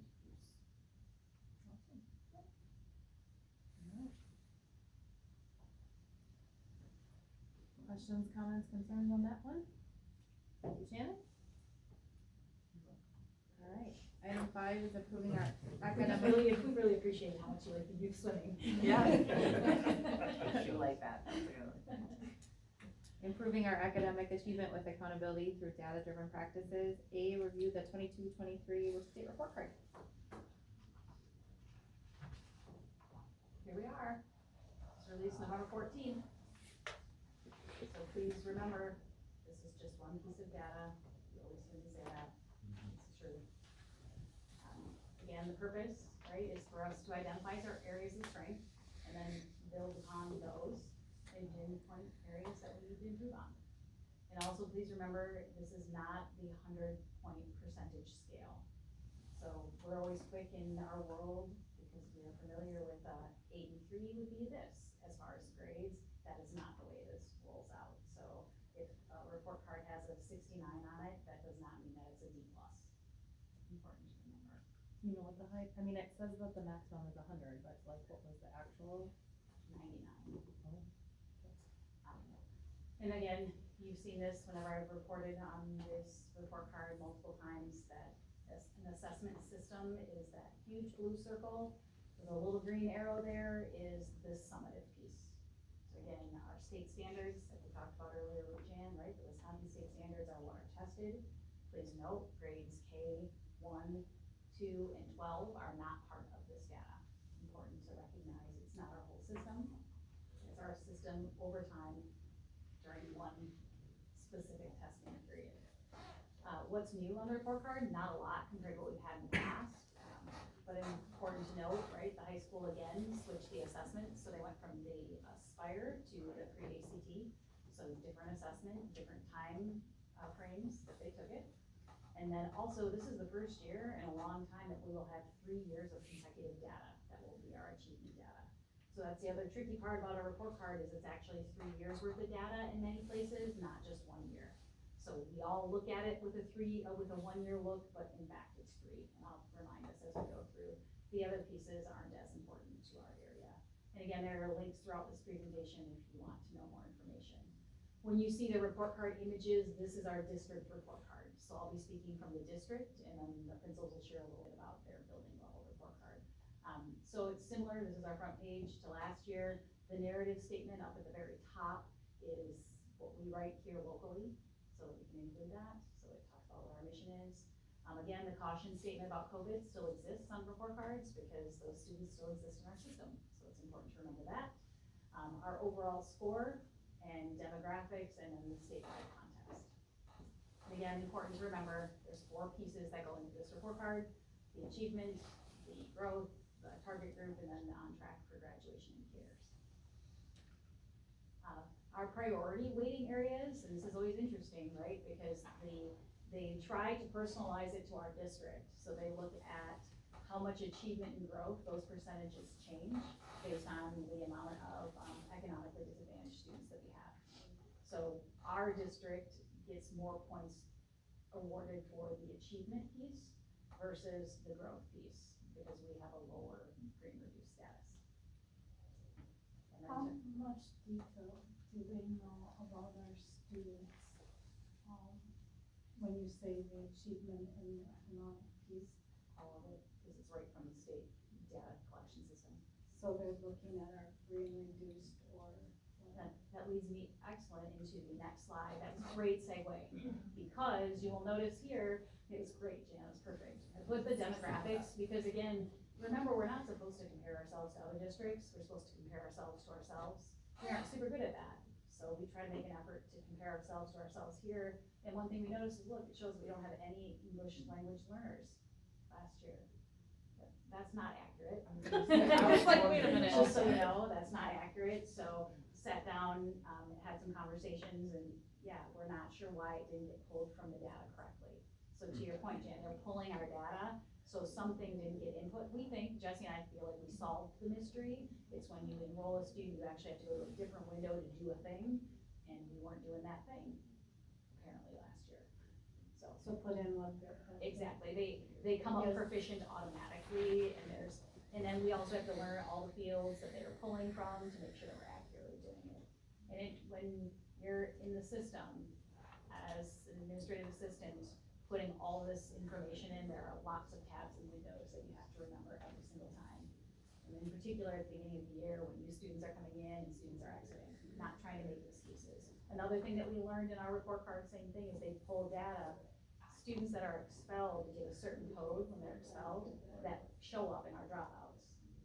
But they aren't necessarily a dropout, they can enroll in an online school. So we went through and we found the 5 students that they indicate were dropouts, and now we know that. But that means that the admin assistants have to actually go back into the system and change the code that automatically kicks in as soon as the person who's expelled enrolls somewhere else. Complicated, but we're learning. So they pulled the 22-23 data, do you know like what time frame, like October? Well, our final snapshot is due actually December 5th, so that's where they pulled that data from our December 5th. So they'll be pulling December 5th for next year's report card in November. Oh. Yes, and again, you will see that for some of the high school reporting, it's actually a year-old data, because they didn't complete the year, so that's why you'll see it's a year old, so some of that will come up. So the 22-23 data was pulled in December of 22. For some of it. Yes, other parts were pulled at the end of the school year. I was thinking they did. Yeah. It's closer to when testing is. That's when they populate our information, and that's the good part. So there's negatives, right, about having all the access be live and not in spreadsheets, is that when we get new students transfer in, within 2 days, all of their testing is ready for them. We don't have to call them to generate labels, again, over time. So just comparing again, students with disabilities, economically disadvantaged, we were looking at 30% last year, we went down just a little bit. So priority area 1, remember we talked about achievements, again, it's the idea of how they perform using the points-based system. Just wanted to show you, again, this is 3 years of data for each student. And then they look at the 22, 23, 21, 22, and 2021. So 3 years of data going into the ELA achievement score. And it's weighted heavier by year. The good news is Osceola School District has some really significantly high achievement. Like higher than 87.6% of the districts in the state. So that's something that we really should be proud of. And the little charts on the bottom, again, I'm not gonna go through every single piece, but you can see how we've increased the number of students that are advanced in math and proficient in math over time. And that's a positive, just notice when you look at charts and graphs. Test participation, again, it's another indicator. We wanna make sure that, we're testing all of our students. And we always said that one school district that sometimes beats us, that makes us mad, didn't test all their students, so we can actually look and see if they're doing well. That's all. Just saying. Growth is another priority area, and again, the high school report card just 2 years ago experienced having growth scores over time. The elementary, or the intermediate, right, in 3rd grade, students test for the first time, so Julie's growth scores is based on 4th and 5th. Amanda gets all of it, plus she gets half of 5th grade, and the high school gets half of 8th grade. So it's a complicated system when they look at how students grow over time. I thought I'd show you how complicated it is, just so you get an idea, right? So what Wisconsin has done is they've worked really hard with Madison, and they've come up with a value added score that really looks at students compared to like students. Because that's the only way you can really talk about growth. So they look at student X, right? A white student, economically disadvantaged without a disability, non-EL. And then they compare those students across the state. And then they have an average growth, which is they use the number 3. Here's our growth score.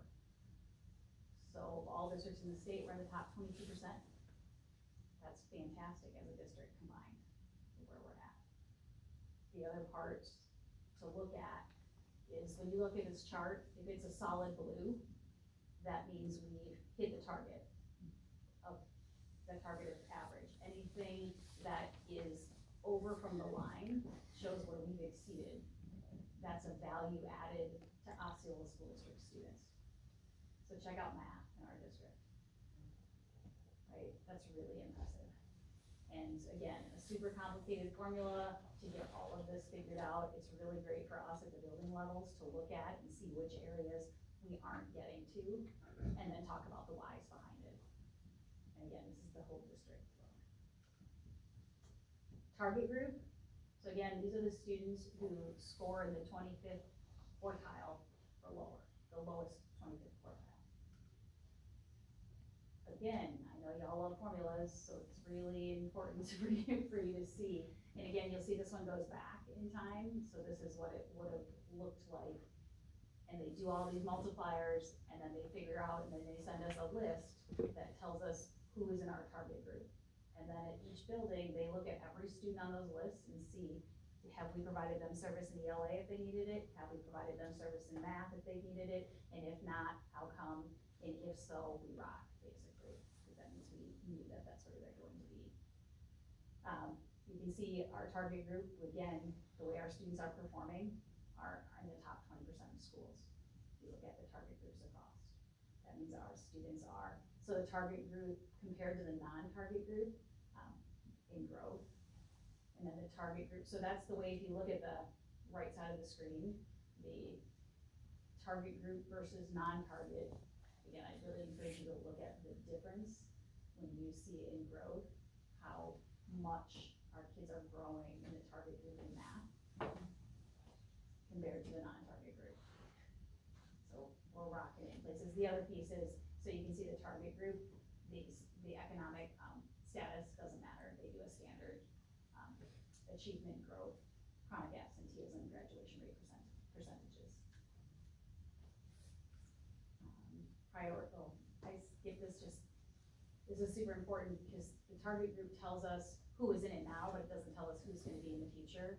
but DPI heard us say that's not super helpful, so now they have a predicting site where you can go in and pull, and we found that to be much more useful. Like if you don't address this student is looking like they might show up on that group, which has been helpful for us. So on track for graduation, again, a different indicator for different buildings. For Julie's building, it's the 3rd grade ELA scores. For Amanda's building, it's 8th grade math scores. For the high school, it's graduation rate. And then attendance factors into all of it. So again, we are in the top 22-23% in the state as far as how we're achieving on those.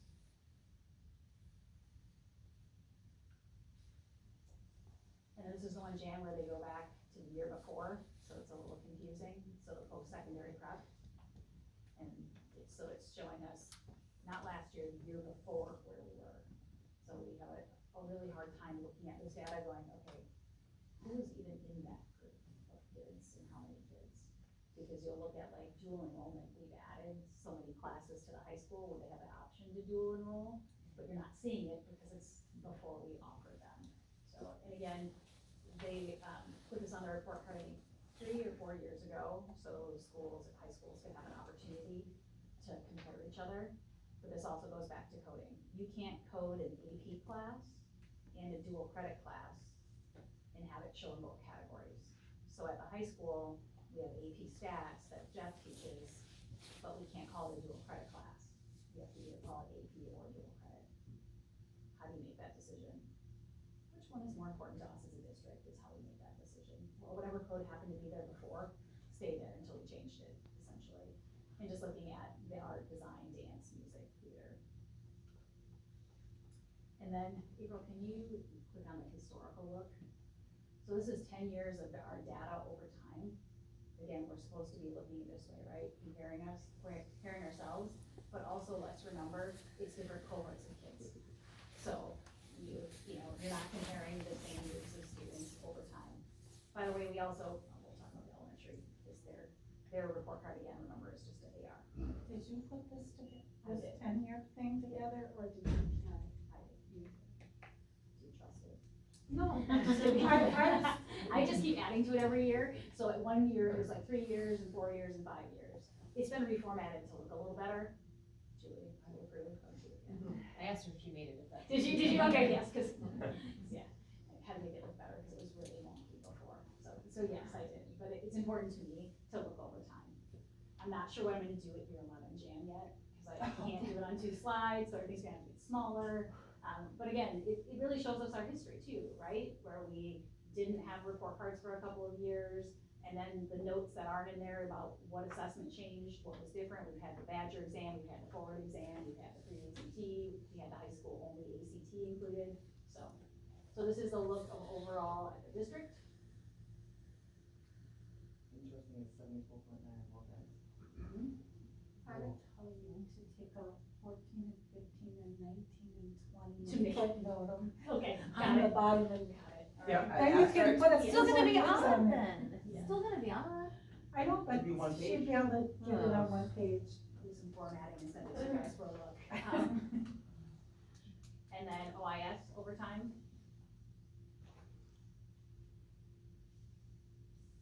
Pretty big celebration from last year to this year. Mm-hmm. Do I get to talk about it yet? Not yet, oh, it's almost time. All right. So excited. Yeah. And then middle school look over time.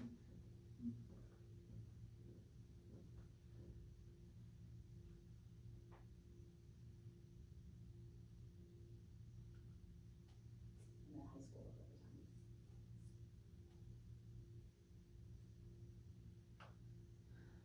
I just don't understand how you can have such a big swing. Yeah, age group, I mean, teenagers, am I right? But like, that's such a big.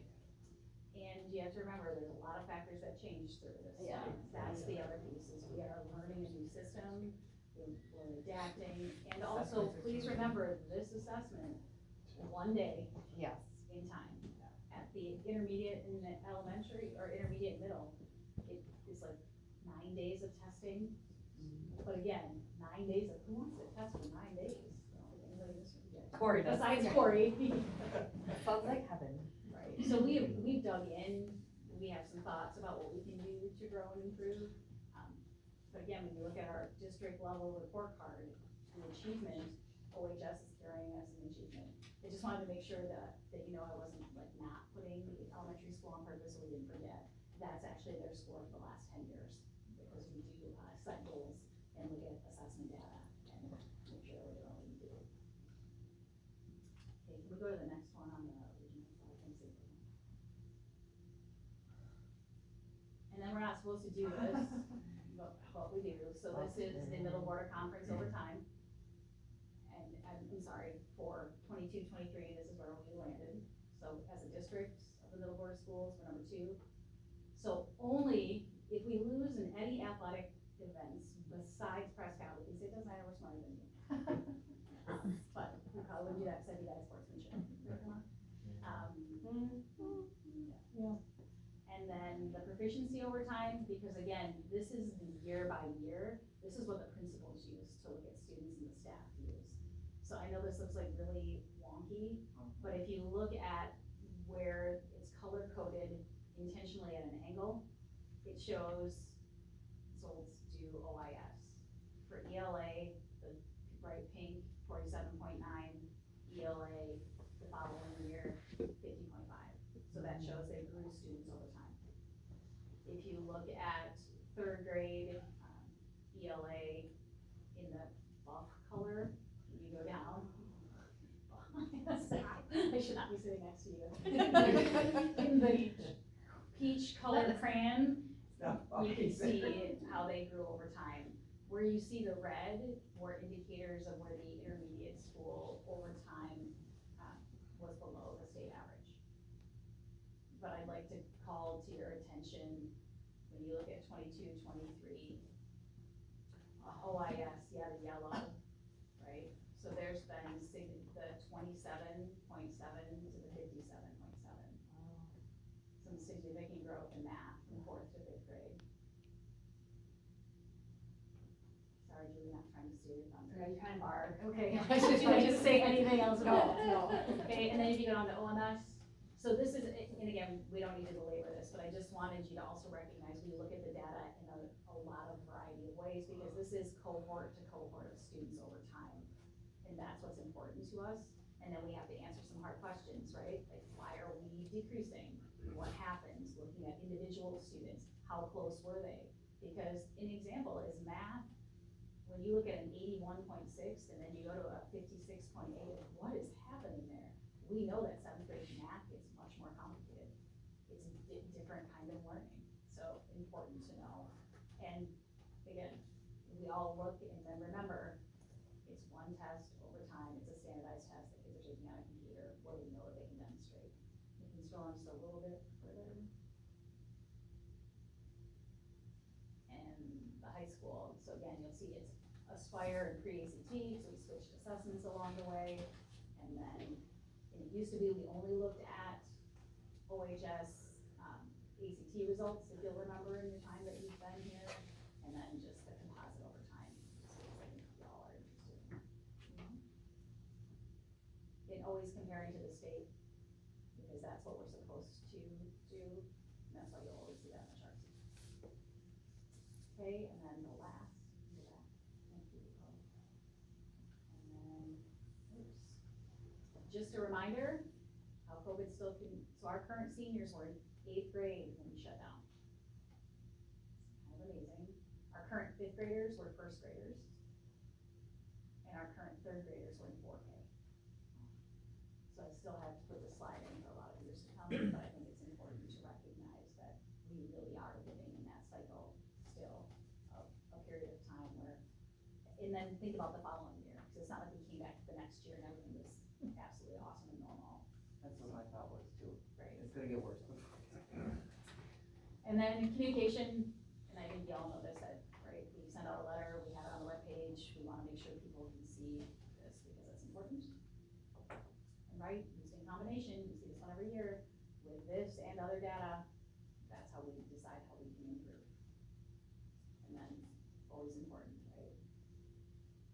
Reducing a child to a test score is the worst form of identity theft we can commit in schools.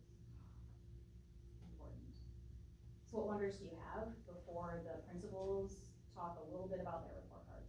I like that one. It's important for us to remember.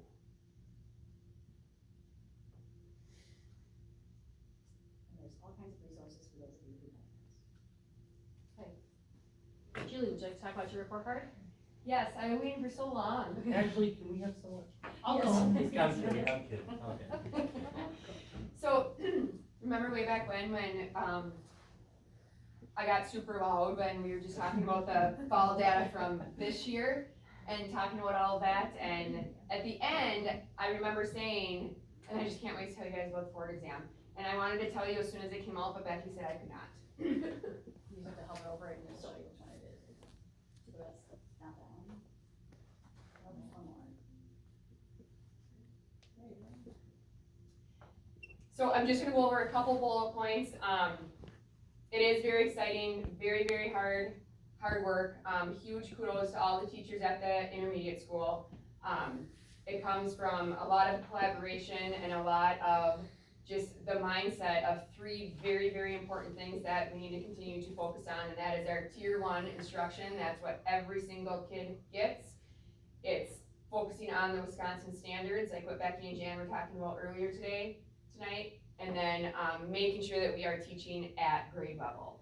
So huge mind shift for us at the intermediate school. We were hit pretty hard in 21-22, where we lost some kids. So it was a readjustment. It's like, all right, hey, what are we doing here, you guys? Like, let's go. And we hit the ground running. So yes, our overall score did increase by 7.8 points to exceed expectations. Yay! That's what I wanted to tell you guys for a long time. Again, let's blame Becky because she said I could not. Because it's legal. It might have been DPI. Yeah, I mean, right. I'll take it.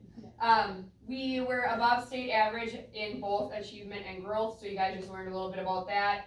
For our achievement, both math and ELA, we were able to grow both the proficient and advanced side of things with students. Math increased the number of advanced students by 5%.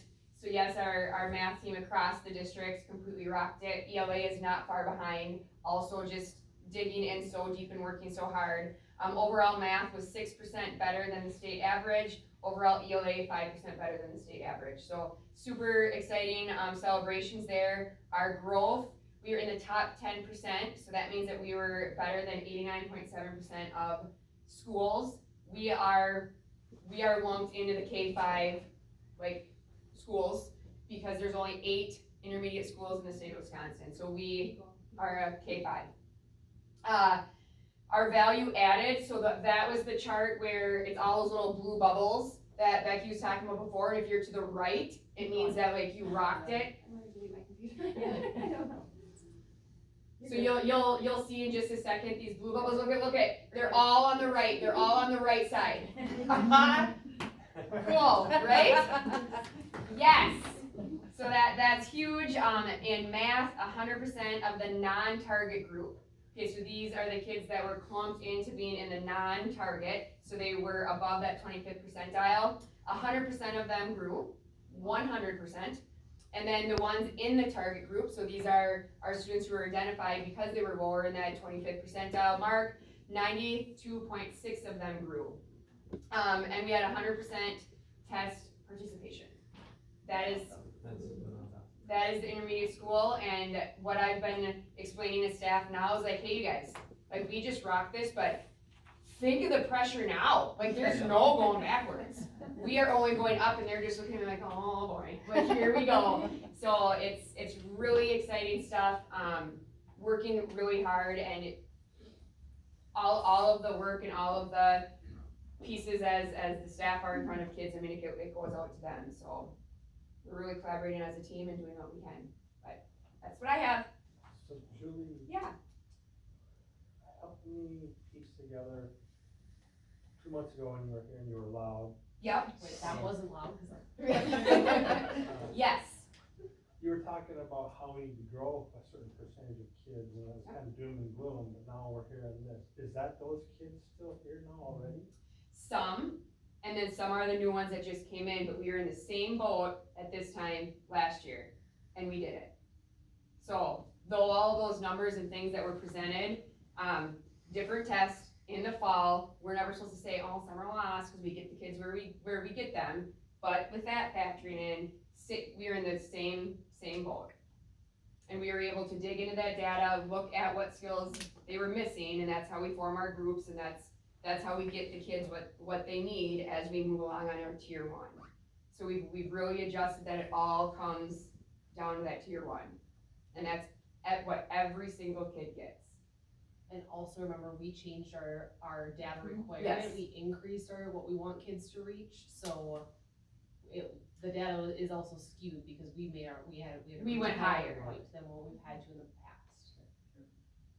And that correlates with what the board exam is saying, so that's why we adjusted. Does that make sense? Yeah. So back in the list of top 10 districts, It is on the way, yeah. just so you know, she's not challenged, but you didn't. Mm-hmm. It's not competitive at all, it's fine. Who's next?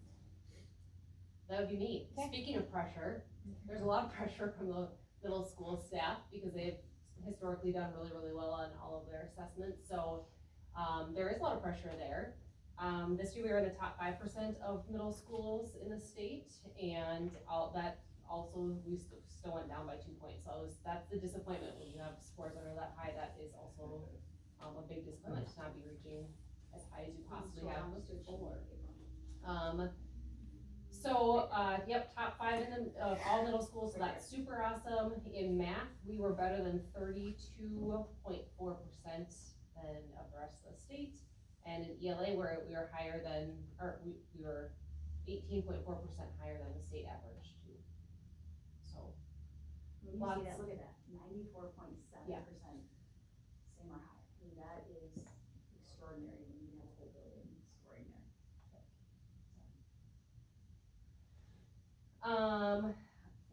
We were not, you guys were at 100% test participation. We were at 98.8.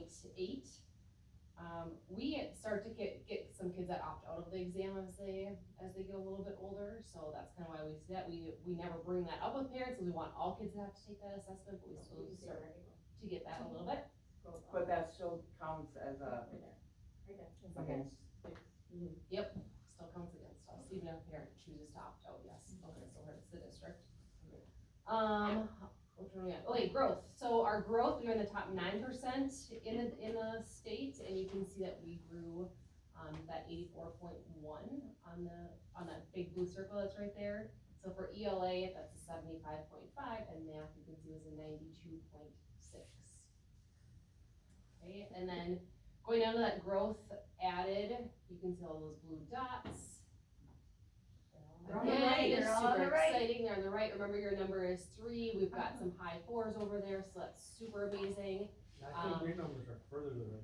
They're we don't do that. Here we go. Here we Go go. to the right. We're only supposed to compare against ourselves. Yep, we're just comparing from last year, so just middle school to middle school. No, I mean, it's actually gonna be a lot harder. That Julie's data's looking better. It's gonna be harder for us to grow kids, so. Yeah. It's a good problem to have. Yeah, it is a good problem to have. If you go down to our target groups, so again, that's been super helpful because we're already working with those target groups. You already know those kids that are predicted, and so last year of our non-target group, we had, was it 90 something, 93? 93. Can't read that from here. And we go down just a little bit. For our growth, math target group, 100% of kids grew. I think I already shared that with you. So lots of growth in those 2 groups. Our interventionist has really focused on math, and so her focus this year has been a lot of those reading skills too. So we kind of focused, shifting our focus just a little bit too. So hopefully we'll see a little bit more growth on the ELA side.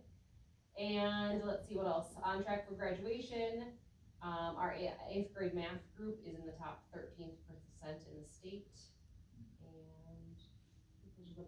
those are the big things. So yeah, I mean, like you talked about pressure, this is very serious to my staff. Like they like bombard me until forward exam scores are out, and they are the first ones in the building to go through the data.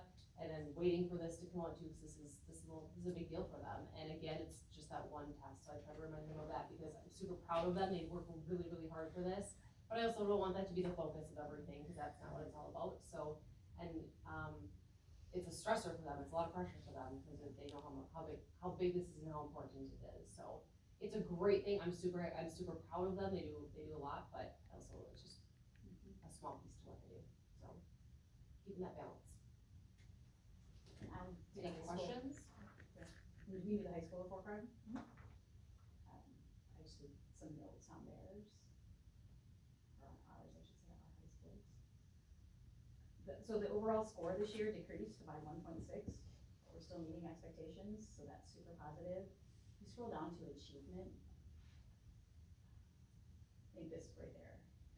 This is a really big positive when you look at how well our high school students are achieving. When you can be in the top 16% in the state of all the high schools, that's fantastic. And we look at students with disabilities grew double digits in the previous, in math and ELA. So if you scroll just a little bit, you can see that's huge growth. When you talk about, an increase of 18.9 and an increase of 38 or 15.7, that's some serious growth happening at the high school level. So that's really positive. But again, remember, this is 3 years worth of data, so we all try to make it seem like it's one, but it's really not. Test participation at the high school, sometimes that can be really hard. And we had 99%. Remember, we said it's 1 day in time, and we had 99% in ELA and 98.7 in math. So when we get to growth, that we have some work to do, and we're trying to figure that out at the high school staff level, because we're in the bottom 15% in the state of growth. So as we've talked about it as a staff, our high achieving students are achieving at a high level, but over time, our students aren't consistently growing at the rate in which, when we're compared to same like groups, we're not getting to the average. So if you scroll down to the blue, you can see we have work to do as far as all the value added scores. So we're not hitting average, and we're digging in a little bit to the why. There's all kinds of factors that can play into that. So you can think about, when did you take the test? What time of the day? You tested for 6 hours. Where did you have algebra 2 before you took the test? Or are you in geometry, because that's where you fit into this cycle? So again, really, and this is also taking in 9th, 10th, and 11th graders, where in the past we're used to focusing really hard, and we did at high school, ACT prep, all the prep, now prepping your whole, then it feels like you're now so focused on that, you're taking time out of instruction to focus on test prep. Yeah, we have to rework that. So having conversations about that. And then going down to the target group, looking at our target group students' growth, really needs some work.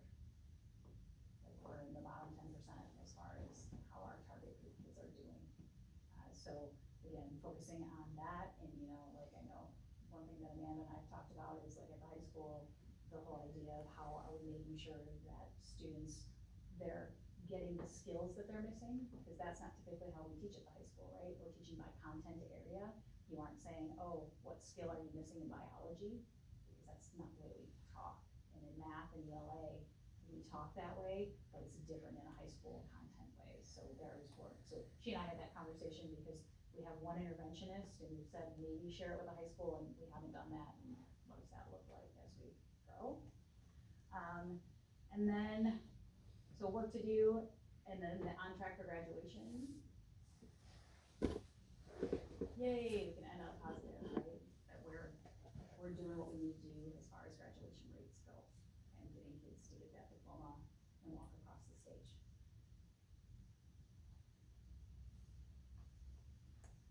Any questions about any of the report cards or any of the data that you've seen?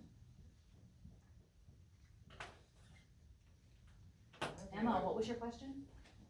What was your question?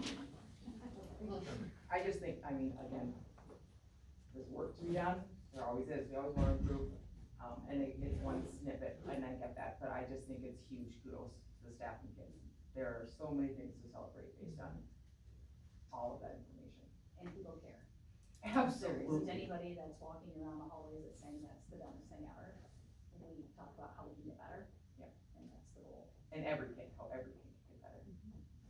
And I can tell you when I send out like the comparison to middle board conference, and go in there and there's like 50 people that are all looking at it, that's another piece that tells you that people care. How are we doing compared to others, even though we're not supposed to be there. Well, thank you. Next committee meeting is scheduled for Wednesday, December 20th, 2023 at 5 p.m. in the district office conference room. The next regular board meeting is scheduled for Wednesday, December 20th, 2023 at 6:30 p.m. in the district office conference room. Before we go to the next item, can I make an official presentation to you, Brooke? I've been having this at every meeting I've been doing. Brooke is getting a certificate of achievement for the Wisconsin School Board for being a level 2 commitment to the public school system, for demonstrating a high level of commitment to the Wisconsin public school students for professional development. I think you get a pin. Should I take your photo for the newspaper? Take No. a picture. Yes. Yes. Oh. Hey, thanks so much. Thanks for growing. Let me know when you get to more. Oh, then he's going to meet you at that point? How many you got? How many levels are there? Okay. Hashtag goals. No. You get it. If I get 5, I get a crown. Maybe I guess. Yes. Is it based on how many years the school board? And how many It's events like you how many attend? events you